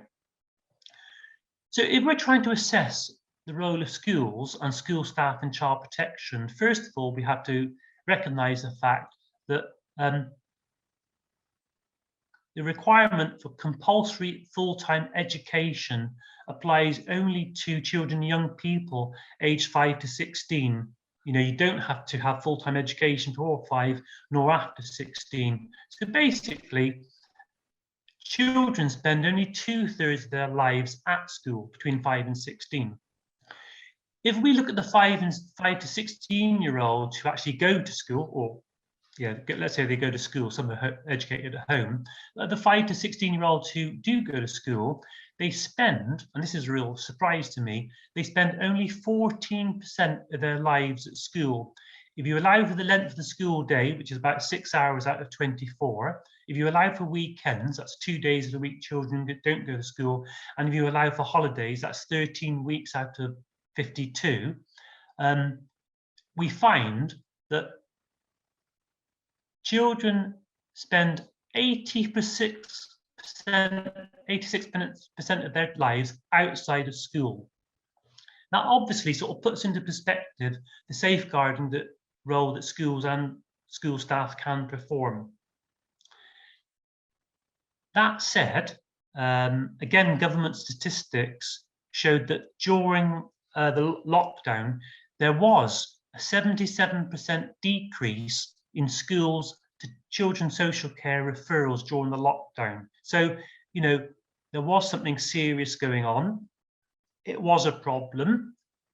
But that said, I would just argue that the problem needs to be kept in perspective. I think I said previously that schools make 18% of the referrals received by children's social care are made by schools, but 82% come from other sources. So any decline in school reports is serious, but it must be kept in perspective. Bowen and Holton in 2019 carried out some research with Year 6 children, that's 10 to 11-year-olds in the final year of primary school, and they found, and I'll just shift this thing again, they found that in the previous 2 months, 1/3 of children reported that they'd been bullied. Asked about the previous year, and 50% of Year 6 children said they'd been bullied at school. And again, bullying won't be a new problem to you all, but it does have to be said that many children are bullied at school. If you look at research from the Anti-Bullying Alliance, the children most at risk of bullying include those who receive extra help at school, those who have a long-term illness or disability, and those children who live in the most deprived areas. That is to say, the children most at risk of bullying are the very vulnerable children we were worried about in the pandemic, i.e., we were worried about vulnerable children not going to school, yet when those children do go to school, those are the children most at risk of bullying. Also, when children at school, they experience harmful sexual behaviours. And again, research by Lloyd, Walker and Bradbury found that 22%, I think these are 10 to 17-year-olds.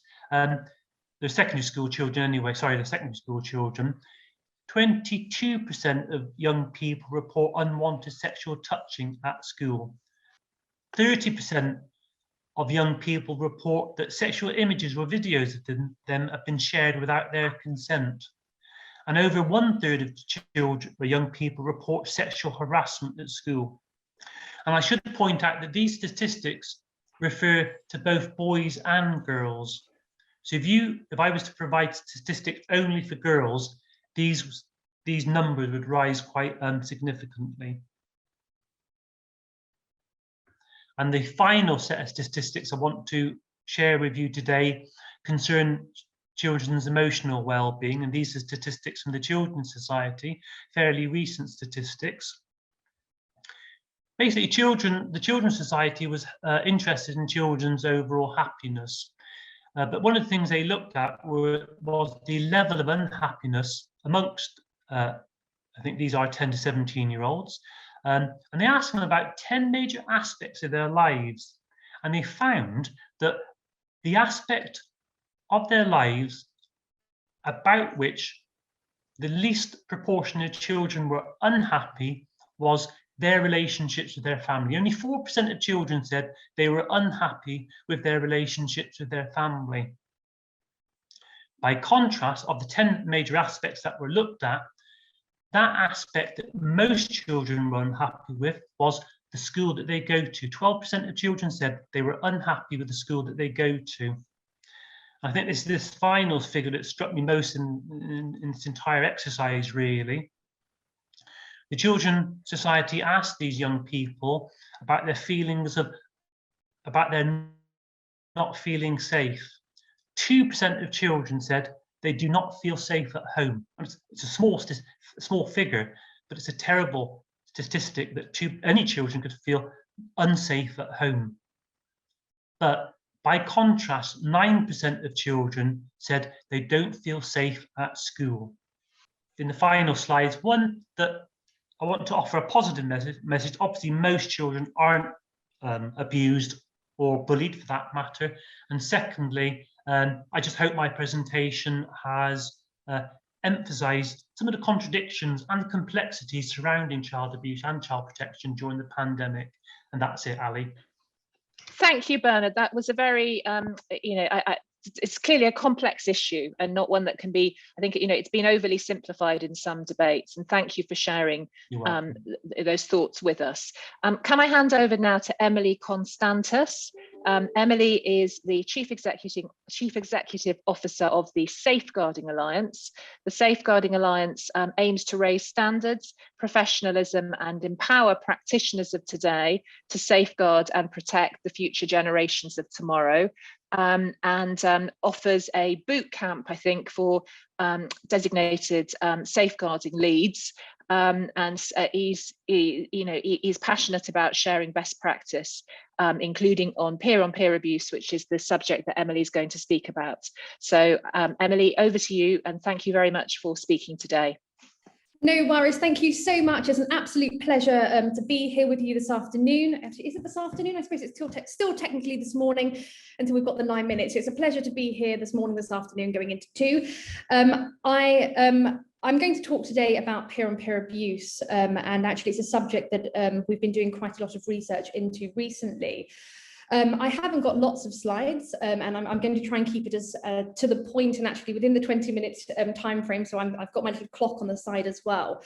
For those of you that don't know about the Safeguarding Alliance, we are, as an organisation, international. We have offices around the world, and obviously our head office is here in London, where I am today. As an organisation, we offer training, membership, audits. We conduct quite a lot of research. One of the research areas that we're quite known for is registered sex offender name change. We've actually been working alongside the DBS, the Home Office, and have made some amendments to Keeping Children Safe in Education 2021 around safe recruitment and the safe recruitment practice. So we are, as an organisation, quite research focused. So obviously today I'm going to be talking about peer-on-peer abuse. But before I go on to peer on peer abuse, I really have put the question out there, actually, what is peer on peer abuse? Because there's quite a lot of, there's been in the press very, very recently on the back of the Everyone's Invited movement around sexual peer on peer abuse and other forms of peer on peer abuse. But what I really wanted to stress is actually peer on peer abuse is not just around sexual peer on peer abuse. There is emotional abuse, there is physical abuse, there is online abuse, there is cyberbullying, and it can happen between girl to girl, boy to girl, boy to boy, boy to girl, etc. And I think it's really important that we maintain that attitude of it could happen in any school, any organisation, any charity, and to any individual. And obviously always maintaining that attitude of it can actually happen here. So what I'm going to talk about today is a little bit about obviously what peer on peer abuse is, looking into it a little bit more context, but actually discuss with you here today actually what you can do in a practical sense in order to mitigate and identify where there may be a risk of peer on peer abuse within your organisation.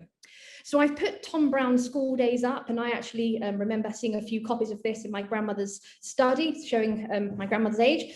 But actually, peer on peer abuse, it is nothing new. It has always been there. This isn't something that has just popped up out of nowhere.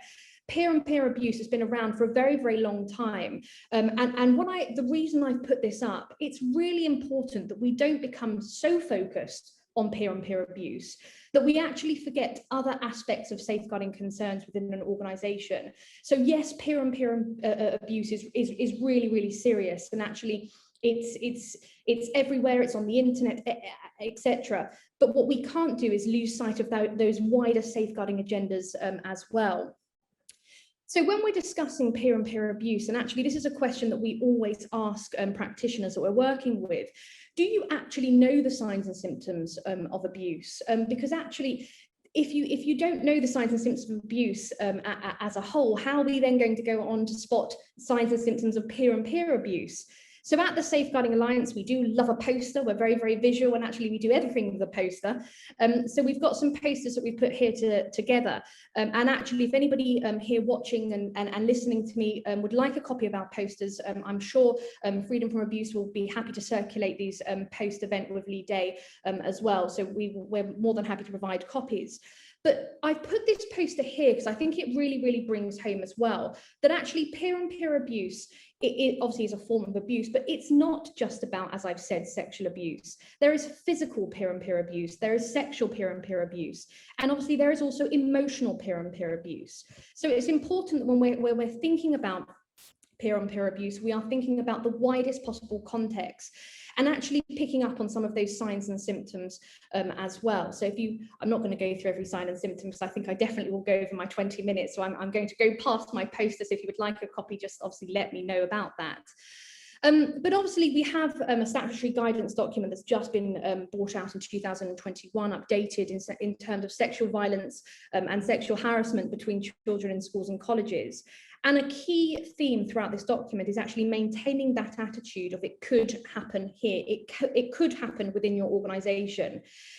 And I would say what we really need to do as professionals is we need to be able to hear the voice of our young people. We need to really be able to hear what it is that they are saying.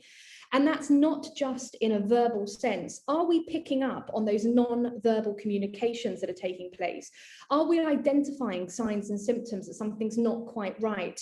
And are we really listening to what they are saying? So going on again to our posters, and actually I'm showing you a poster that we haven't even released yet, our emoji slang poster.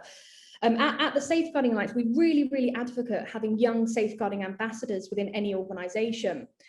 So we train up pupil ambassadors to become safeguarding ambassadors, and they become the eyes and the ears on the ground of what is actually going on for young people. And actually, just as a little bit of fun, you can see if you know any of the slang words or any of the emojis, I didn't know about 80% of what they came out with. But these posters have been put together by our young people who actually, some of them from London, East Anglia region, they put these posters together for us. But the reason I have put these into my keynote speech here today is that actually it shows you that in order to essentially identify peer on peer abuse, we have to actually understand what young people are saying.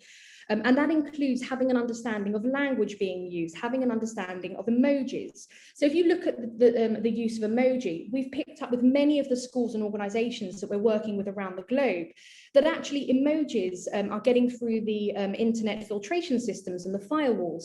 So a word may be being picked up, for example, suicide may be being picked up. But if you look here on the screen and you look at the suicide emojis, a lot of these will get through an internet filtration system.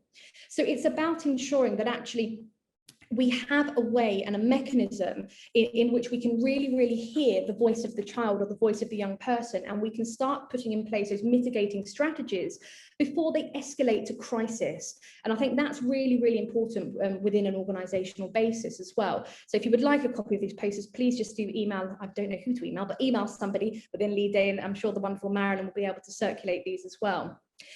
And then I also asked the question, are we listening? And this really then goes back. And if we think of peer-on-peer abuse, automatically, because of the press at the moment, we think of sexual abuse. But peer-on-peer abuse can lead into some absolutely devastating circumstances. Here we have a man on the screen here who's now a man, but Andy Williams, and I'm sure some of you will be aware of Andy Williams. He was an active high school shooter in Santana High School at just the age of 15. And you're probably thinking, well, what has this got to do with peer-on-peer abuse? But one of the things that was going on for this 15-year-old at the time is he was being significantly bullied because of his height. He had gone around all over America, and actually people had failed to flag that he was being bullied. There was no flagging that actually this individual was a vulnerable person, and nobody was picking up on those signs. And actually what then went on to happen is he became an active shooter and had a mass shooting in Santana High School. Interestingly, not actually part of this, but he went on to grow past 6 foot, I think it was 6'4". So he was no longer very small. He grew into a very tall individual, but he was bullied because of his height. But peer-on-peer abuse, that bullying, potentially was one of those factors that led to him going on to doing what he was doing. So it's really important that when we think of peer-on-peer abuse, we're not just focusing on the sexual aspect, we are also thinking, you know, what is the knock-on effect from peer-on-peer abuse? What other safeguarding concerns is this essentially going to spark for us? And that's when I then come on to Amanda Todd. And I'm sure some of you will be aware of Amanda Todd. Her mother very interestingly released a film not so long ago called The Dark Cloud. And if you go onto Amanda Todd's website, you can actually download and watch the film there and then. But it's really interesting because, again, this was an element of peer-on-peer. So in one aspect, we've got somebody becoming an active shooter. Amanda Todd very sadly took her own life. So she was a young person who actually shared images. She was from Canada. She shared sexual images with a man in the Netherlands, who then went on to circulate these images with her friends at school, again amongst her peer group. She then became significantly bullied because of what had happened to her. So much so, there was so much peer-on-peer bullying that was taking place that she actually then went on to take her own life. So what we have to do is we have to maintain a wider view of safeguarding when we're looking at peer-on-peer abuse. And actually, of course, sexual peer-on-peer abuse is absolutely serious. It is horrific, but it is one element, and we cannot see it in isolation. We have to look at this in the widest possible context. And this is why I've tried to include some case studies here. What we really need to, here we go again with our other Safeguarding Alliance posters, as you can clearly see, we are very obsessed with at the Safeguarding Alliance. But having, you know, what are the barriers to a young person disclosing any form of abuse, be that peer-on-peer or any other form of abuse or neglect? Is it that there's a lack of opportunity? Are they afraid they're not going to be believed? Are they normalizing behavior? Are they trying to protect an organization, or do they feel responsible, obviously, if they were then to go on to disclose? So we need to also identify what stops a young person coming forward and disclosing. But then if you flip that around, actually what then pushes a young person to go to the internet and anonymously disclose and essentially create websites like Everyone's Invited? Is it that we weren't listening in the first place? And I think that's really important. We have to identify how we can hear the voice of a young person that is crying out for help and actively put in place a support mechanism around that young person. So what obviously we would really then look at is actually, how do we do that? many schools and organisations, they will have safeguarding policies, but do organisations have an active policy on peer-on-peer abuse? And actually, is that a policy that has been put in place by young people themselves? So this is when we go back, and I bring back to our emoji and our slang posters, our very, very talented and very helpful, amazing young safeguarding ambassadors are very, very influential in putting together child-friendly safeguarding policies, child-friendly peer-on-peer abuse policies. Because actually, a question that I would ask you here today, if you went within your organisations and you asked your young people, have you read the safeguarding policy? 9 times out of 10, they'll say, no, I don't even know where to find it. But if you then put that policy to them and you actually say, can you create this that is fun, it's readable for young people, it makes sense to them, it will get them to start waking up and thinking about safeguarding. And that's really what we're trying to do. It's not, when we're looking at safeguarding from a peer-on-peer aspect, we don't want to stand behind a young person and push them forward. We don't want to be in front of a young person pulling them from behind. We want to stand side by side with our young people and actually identify what's going on for them. And what's really important is that we actively involve them in decisions that are being made. So when we're putting together, obviously, a peer-on-peer abuse policy, some points to consider. Do we have, so drafting that fit for purpose policy, have we undertaken full consultation with our key stakeholders, parents, carers, trustees, pupils? Do we know what contextual safeguarding risks are within the school setting or the charity setting? Every single school, every single organisation will have a shared risk setting, but every organisation will have their own contextual risks. So we have seen schools that will have a high significant increase of affluent neglect, which is actually then on the back of that, we are seeing then added significant different situations around peer-on-peer abuse. We've worked with schools that have got pupils facing extreme poverty. So it's really important that we identify what are the contextual risks for your organisation. Do you have a safeguarding risk register? As a safeguarding practitioner, are you aware of what those risks are? And these are really key questions I would ask. And actually, a policy is just a piece of paper unless we make it an active living document. How do you know your policy is fit for purpose? Are you surveying throughout the year? Are you testing? Are you asking your young people? And I think that's really, really important. We do safeguarding 5 a day, which are essentially quick safeguarding 5 questions. And actually we analyse the results to ensure that there's a consistent approach to understanding and safeguarding. So some of those key points to consider when we're looking at drafting that peer-on-peer abuse policy is actually ensuring there is the voice of the child, ensuring that there is parent-carer input, ensuring that there's clear staff understanding, and actually we've got that wider community input, and actually ensuring that within the policy, if we're saying we have safe spaces within our organisation, young people actually know where they are. We've been in schools and charities and we've said, well, do you have a safe space? And they said, well, no, we don't. But actually, when we've asked the safeguarding lead, yes, we've got a wonderful room for safeguarding and people can come and disclose and have conversations. But unless we're communicating what that means with our young people, we cannot expect for it to become a living document and take place in practice. Another aspect that I would really advocate is actually auditing peer-on-peer and safeguarding, and actually getting that through the eyes of the ambassador. So having a robust auditing model, obviously something that the Safeguarding Alliance does quite frequently is going in and auditing schools and charities. But you can do this internally, create a robust audit model put together by your safeguarding ambassadors that actually goes through the eyes of a young person, ensures that actually it's working for them in practice. So it's really important that it doesn't just become another tick box exercise, that we're merely putting in place a policy and we're doing what we think we should be doing. Safeguarding is not tick box exercise. It is there for a purpose, to mitigate the risk to a child or a young person and to ultimately save a life. So it has to be taken seriously. And we have to have, if we're looking at peer-on-peer abuse, and I'm getting into my final element, do not worry, is actually having active and robust safeguarding case management around peer-on-peer abuse. So does everybody know what active and robust case management actually is? If there's a safeguarding concern, is it because there's a challenge? Is it a concern? Is it an issue? Is it a young person exploring limits? Is it a young person reacting to an event?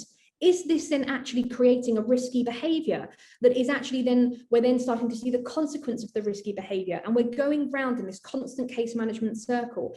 But it's really important that we continue to have an identification as to what's going on for that child or young person, and we're communicating those risks with our wider key stakeholders in an appropriate way.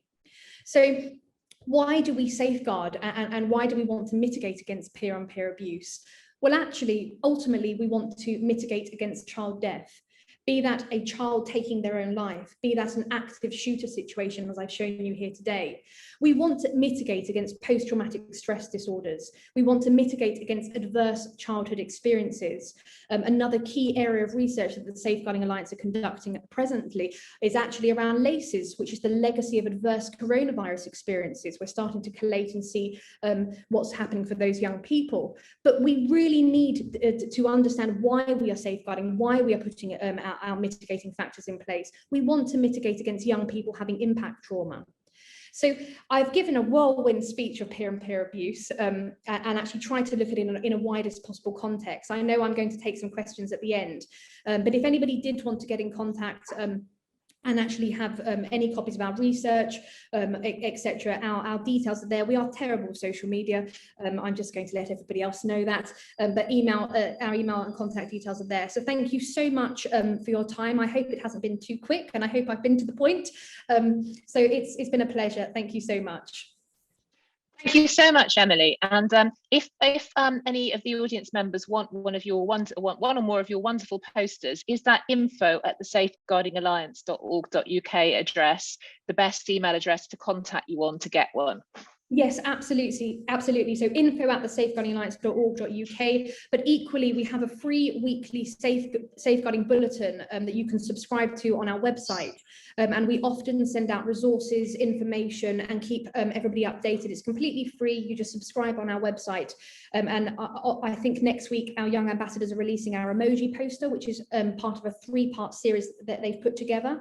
And then the week after, they're actually releasing texting language, which I'm really, really excited to release. They've worked really hard on it. So that's kind of how you can get in contact. Thank you. Well, those resources sound great, and I'm sure you'll have a lot of takers for them. Can I now hand over to Jean Rochford?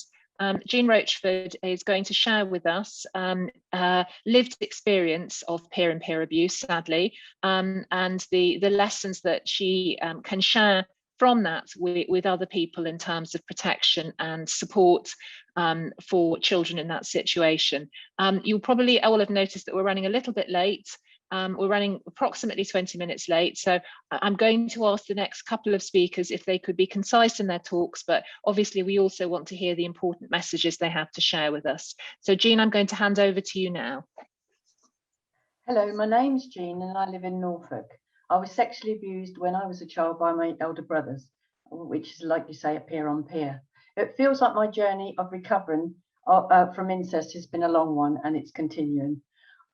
In my generation, the lack of information and the lack of even acknowledgement this was a crime forces victims to close down. Finding a place to talk about childhood sex abuse and being listened to helps victims to start healing. The only people talking about CSA in my younger life were comedians.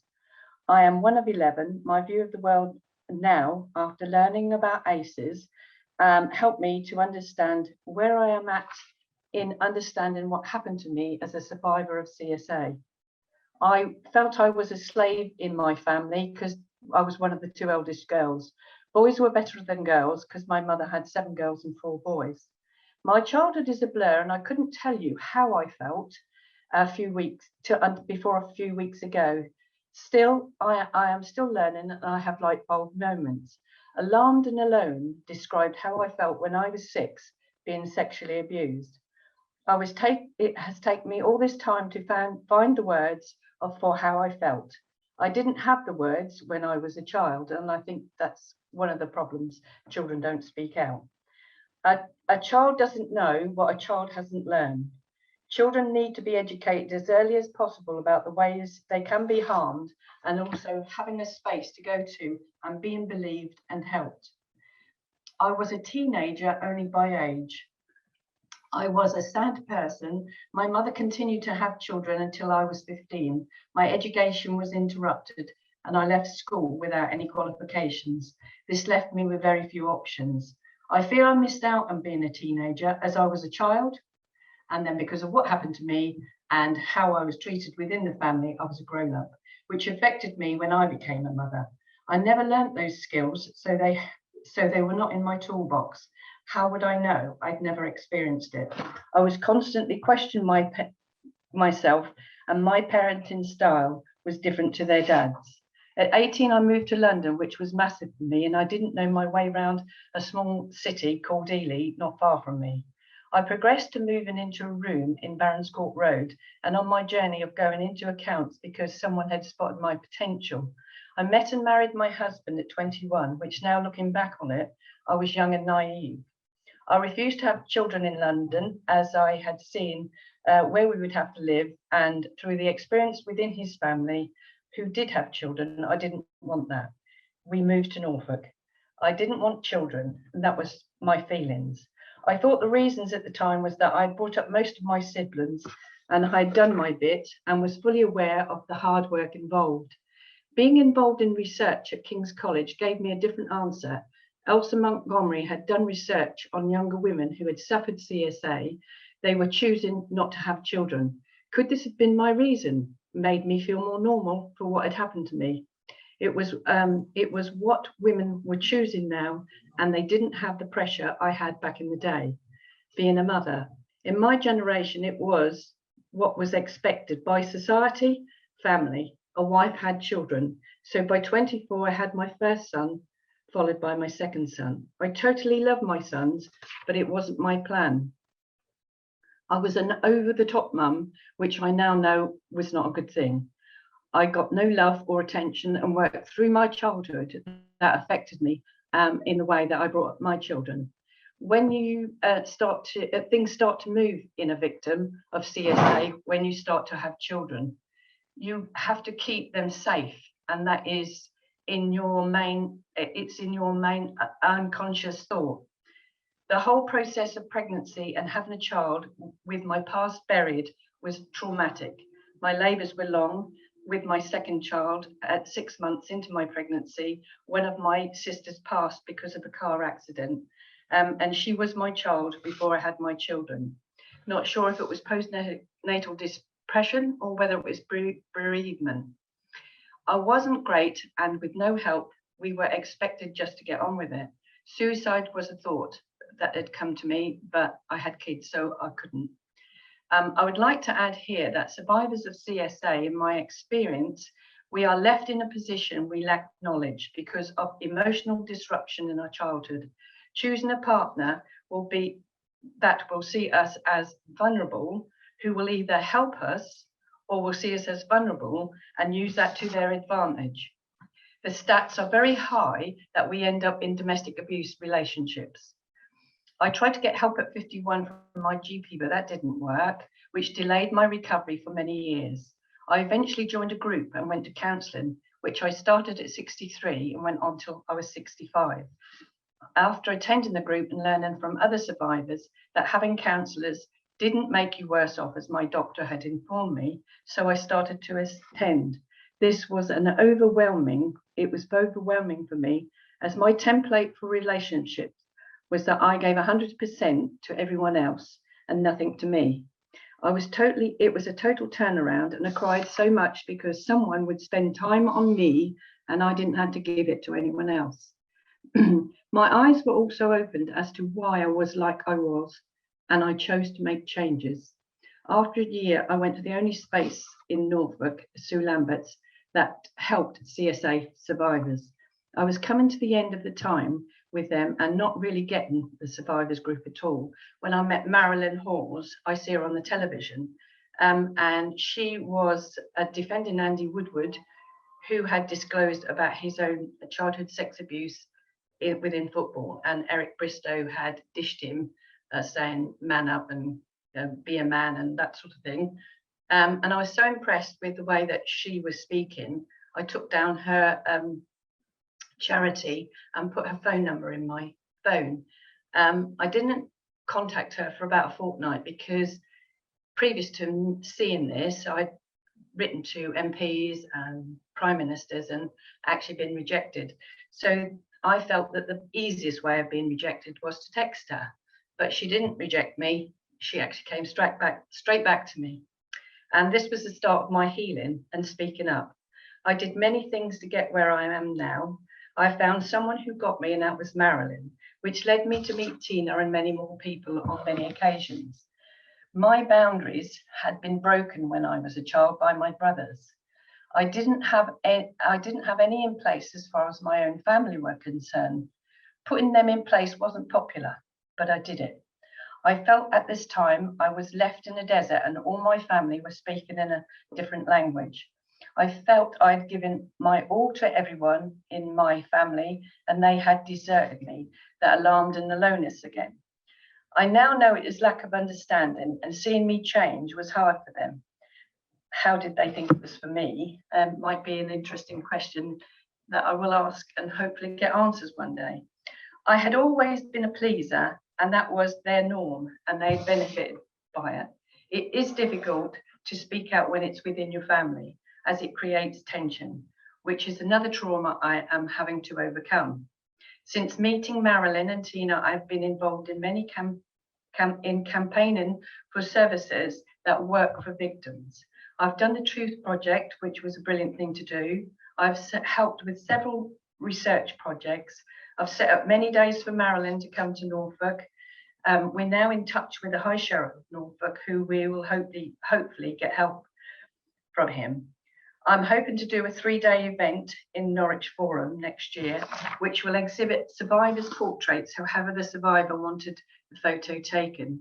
Some of us will attend the days to be supportive. Survivors know the first step stirs up so much fear, we will be there to support them. That can only be the start of healing. Where I am now is in a good place, with me knowing who I am, and I keep my authentic self. And when I speak my authentic self, if and when I speak out to the various things I have been involved in. I'd like to say thank you for inviting me, Marilyn, and thank you to my Borough Council for helping me with doing this.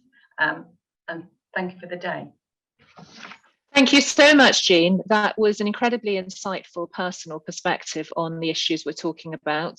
I think your perspective that you were left in a position where you lack knowledge in your life, in your teenage and in your adult life because of your emotional disruption in childhood is something that was very powerful and something that I'm sure will resonate with people who are survivors of abuse or working with survivors of abuse. Can I now hand over to Rachel Fairhurst? Rachel is the CEO of Integrated Trauma Solutions and an associate of Freedom from Abuse. She is a specialist in treating and helping with recovery from complex trauma and PTSD. And she is going to speak about how to recover after abuse and supporting that journey. So over to you, Rachel. Oh, thank you, Ali. And could you just put your hand up to make sure you can hear me okay? Okay, great. Okay, yeah. So I just wanted to do a little recap, and I've made some notes on each speaker. And I really wanted to weave in how the theme here is trauma and complex PTSD. And what we're mainly witnessing when we're describing other people, and when we're talking about children, when we're talking about male perpetrators, when we're just talking about people in general, is actually the symptom clusters of trauma or complex PTSD. So essentially, I wanted to just start off when James opened up here, and what he was discussing, was the letdown of child protection within institutions. And I just made an observation around the fact that actually that was coming from a systemized response, when also part of the letdown in institutions is the fact that we are not recognizing what we're seeing in children's behavior. So we're looking at how do our systems respond to disclosure.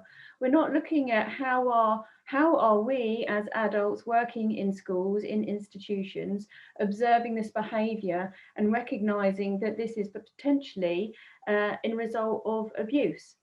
So when we have children at school that are over-sexualized, that's a key symptom cluster of complex trauma, because children will reenact the abuse they're experiencing at home, and they demonstrate it through play. So violence, sexuality, dissociation, disengagement, all key symptoms that something is going on with that child at home. So I think the failure is, it's not just on an institutional level in schools, in churches, and in other institutions where the children may attend, such as sports halls and football clubs, etc. The failure is also that we are not understanding the language that the children are sharing with us. And so it's very important that we reduce the pandemic of avoidance, and the avoidance of understanding what's actually going on here, because children will communicate with us. Children will communicate what's happening to them by how they demonstrate their behavior.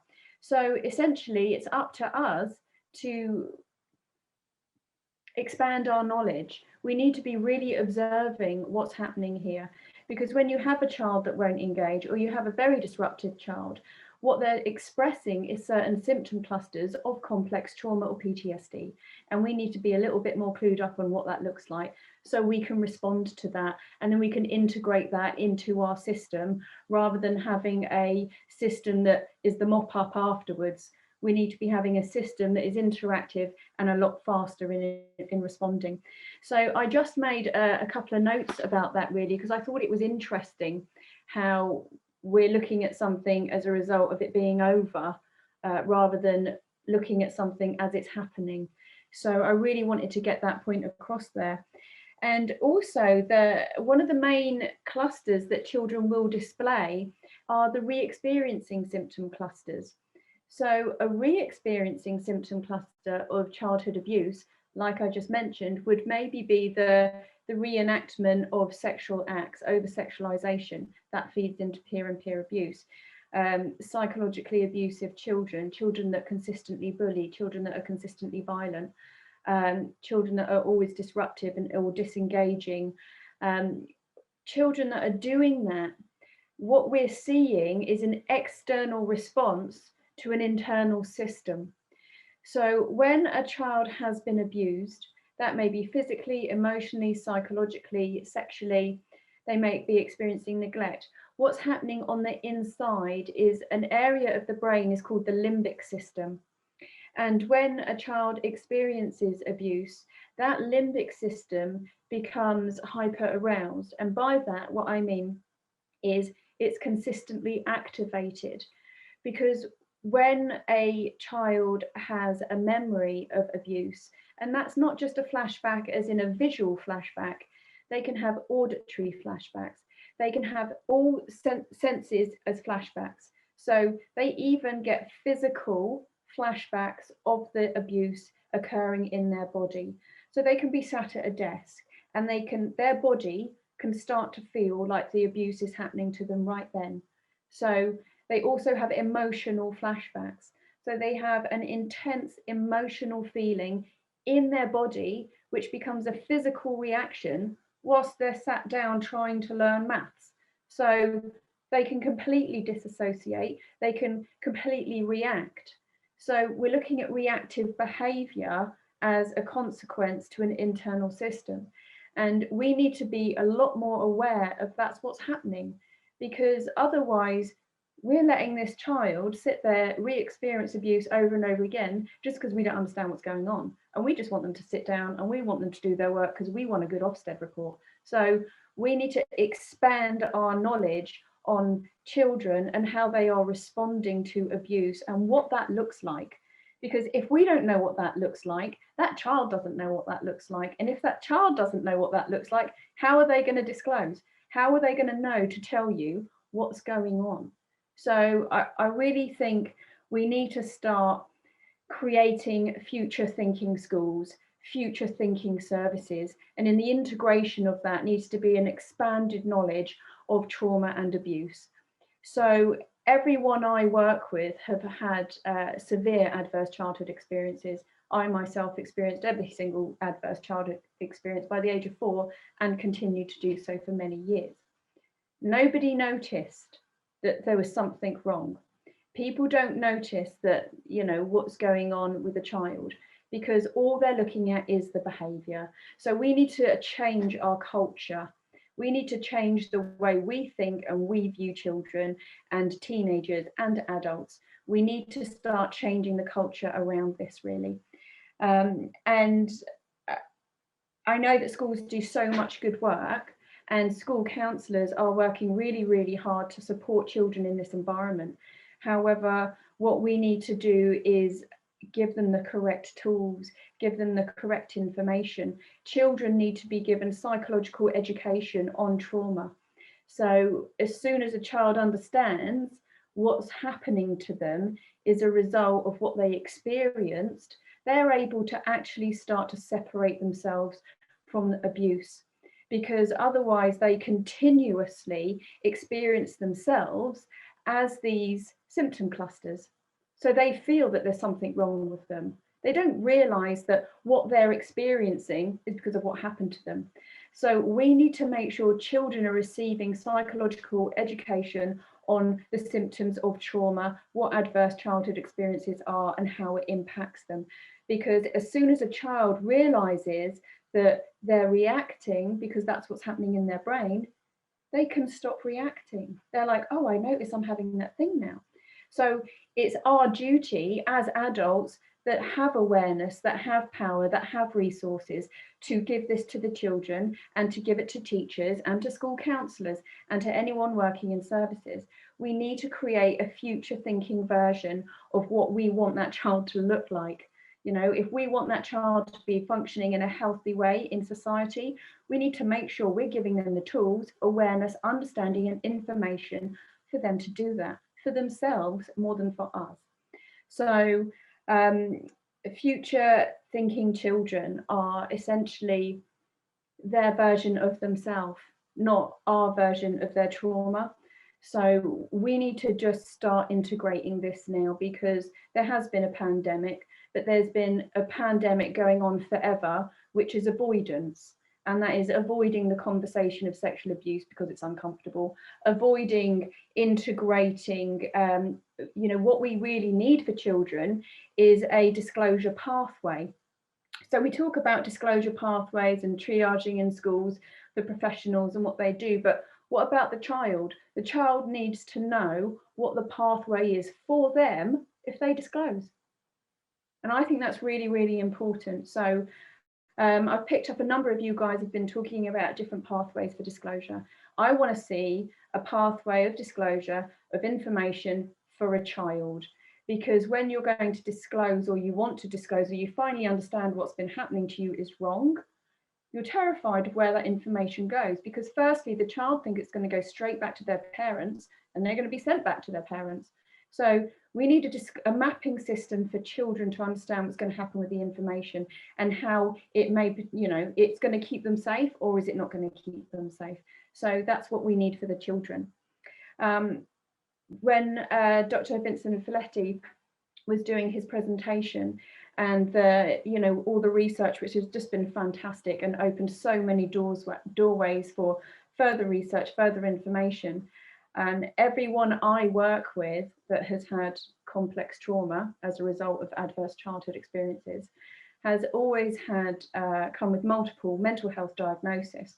So I just want to bring to the attention here that from my perspective, I've never seen mental health. I've only ever seen the symptoms of trauma. Dissociation is a mental health diagnosis. It's a subtype of PTSD. So you have derealization and depersonalization. They are the two dissociative subtypes that accompany PTSD and complex PTSD. I have never seen them independently. I've only ever seen them as a result of trauma. Severe anxiety. So if somebody's consistently repeating with anxiety, like their anxiety has anxiety, well, anxiety is a fear-based condition.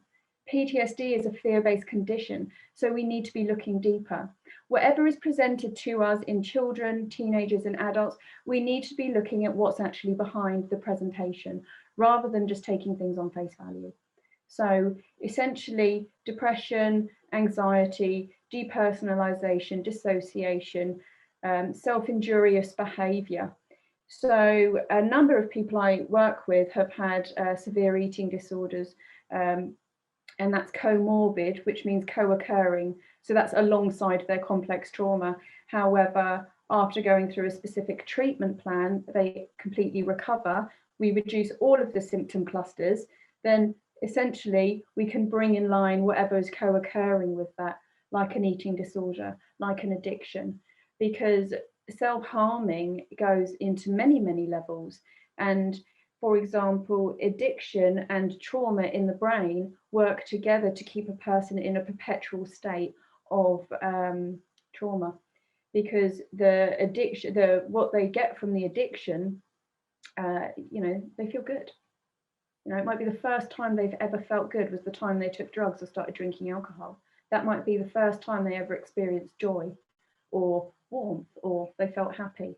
So actually, when we want somebody, when we're working with somebody and we want them to release the addiction, we want to bring down the bulimia, we want to integrate more food into their diet, we're actually asking them to end a relationship with something that has benefited them. So in any type of trauma-focused therapy or working with complex trauma and PTSD, essentially what you do is you have to work around all of the symptom clusters and bring them all down to create resolution of any co-occurring disorders. So from my perspective, and I've seen a lot of trauma and I've worked with a lot of people, I've trained a lot of professionals, we need to be looking at the absolute root cause. We don't just need to be looking at a presentation of somebody. We need to be looking at the root cause, how it's affected their brain. So when I was listening to Dr. Stephen Burrell and we were discussing, he was discussing the violence from men towards women, I wanted to bring to the attention here that 1 out of 6 boys are sexually abused, and that is only physical sexual abuse that's been recorded there in that ratio. That's not including kind of any online sexual abuse, remote sexual abuse. It's actual sexual abuse in the physical sense. So 1 in 6 boys have experienced sexual abuse, and when people experience that, the overwhelming sense of powerlessness is what causes the flip and need for power. So what we need to be providing is services that accommodate and work with boys and men as well as girls and women. And they are marginalised in services, and it's really, really important if we want to be addressing what's called perpetrator behaviour. We want to be addressing the issues that's causing that behaviour, because essentially perpetrator behaviour or domestic abuse perpetrator behaviour, there is a study that was conducted in Sweden, and over 80% of the male domestic abuse perpetrators had borderline personality disorder. That's only 3 symptom clusters different from complex PTSD. So essentially, it's an evolution of complex trauma. And all of the men that had borderline personality disorder, it was 80%, over 80%, had all experienced childhood abuse. So when we are looking at any type of perpetration, males, females, it doesn't matter. What we're looking at is behaviour presentation of symptom clusters, and there are ways to bring this down. There are ways to reduce perpetrator behaviour. But yeah, essentially, so what my key message here is, when we're looking at perpetrator behaviour, when we're looking at children in school, whatever we're looking at, it is a presentation of something else. We need to be paying attention to what the something else is, and we need to be focusing on resolving that. So that's my key message here. So I think what you're saying is all behaviour is communication. Yeah, absolutely. Okay, I'm just going to hand over now. Thank you so much, Rachel, for that really insightful presentation.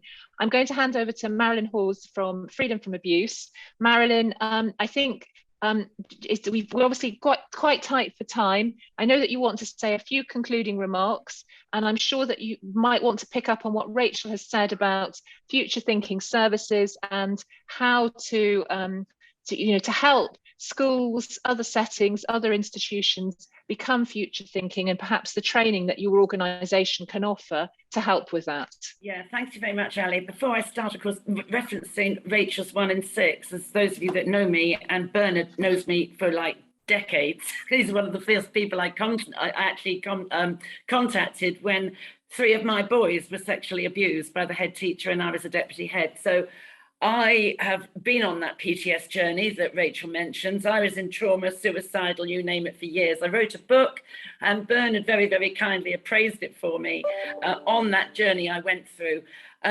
I want to thank everybody today. My goodness, what a thought-provoking morning.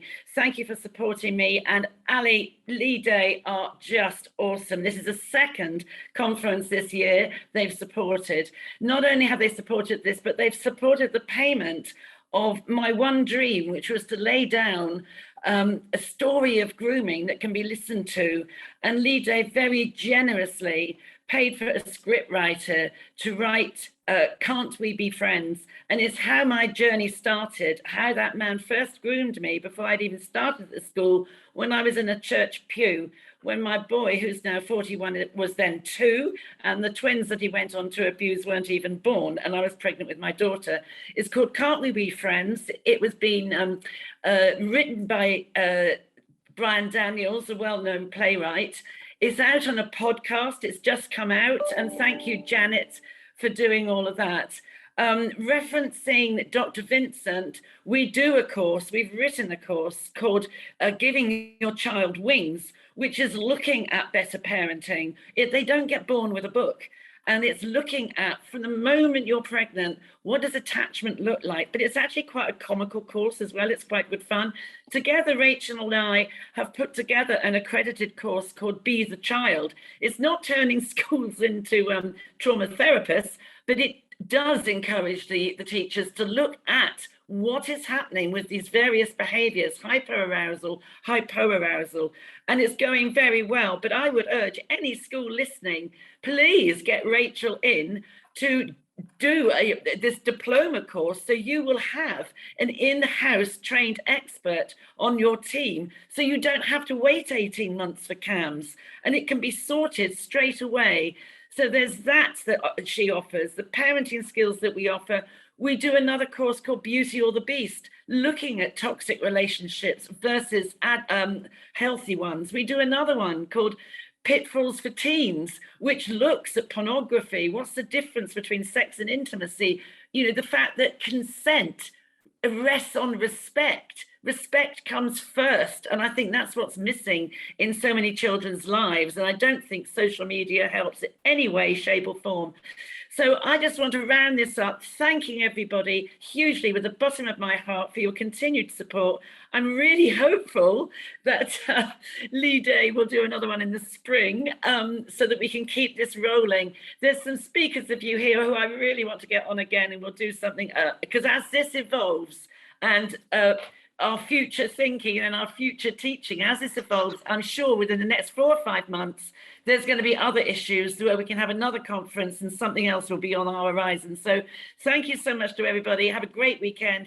Alison, you are the most marvellous person that intercedes with everybody. Absolutely superb. Thank you so much, and God bless. Well, I'm going to intercede with you now, Marilyn. Stop, shut up. Just a few housekeeping points. Unfortunately, as it is 12:40 and we need to finish this conference, I'm told on the dot of 12:45, I think we are going to have to cut our Q&A segment. I'm really sorry about that. There were some amazing comments and questions in the Q&A feed on Zoom.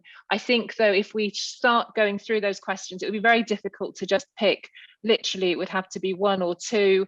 I think it's going to be too hard. What I might do is just ask the speakers who are here just to reflect on what has been said, and perhaps in 2 or 3 words say what their key message would be. Can I also just say one thing that was picked up was can we have the slides for today?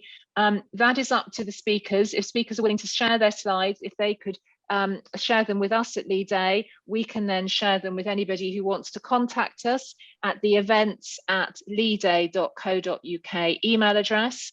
The other thing to say is that the whole event has been recorded, and Janet, our marketing manager, is going to be editing that, recording it and putting it on our YouTube channel.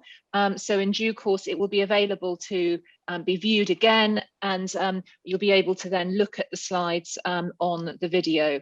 Thank you, everybody, for in our audience for listening, and thank you, Marilyn, and to all our wonderful speakers today who've shared their really insightful views and comments. It's been a great morning, and thank you all very much. And I would just urge, can I say one more thing? I think the school should invest in outside speakers like ourselves coming in, because it's a massive ask to ask teachers to deliver these very, very tricky subjects, and we can take the children over the line where teachers would find it harder. All right, thank you so much. Thank you.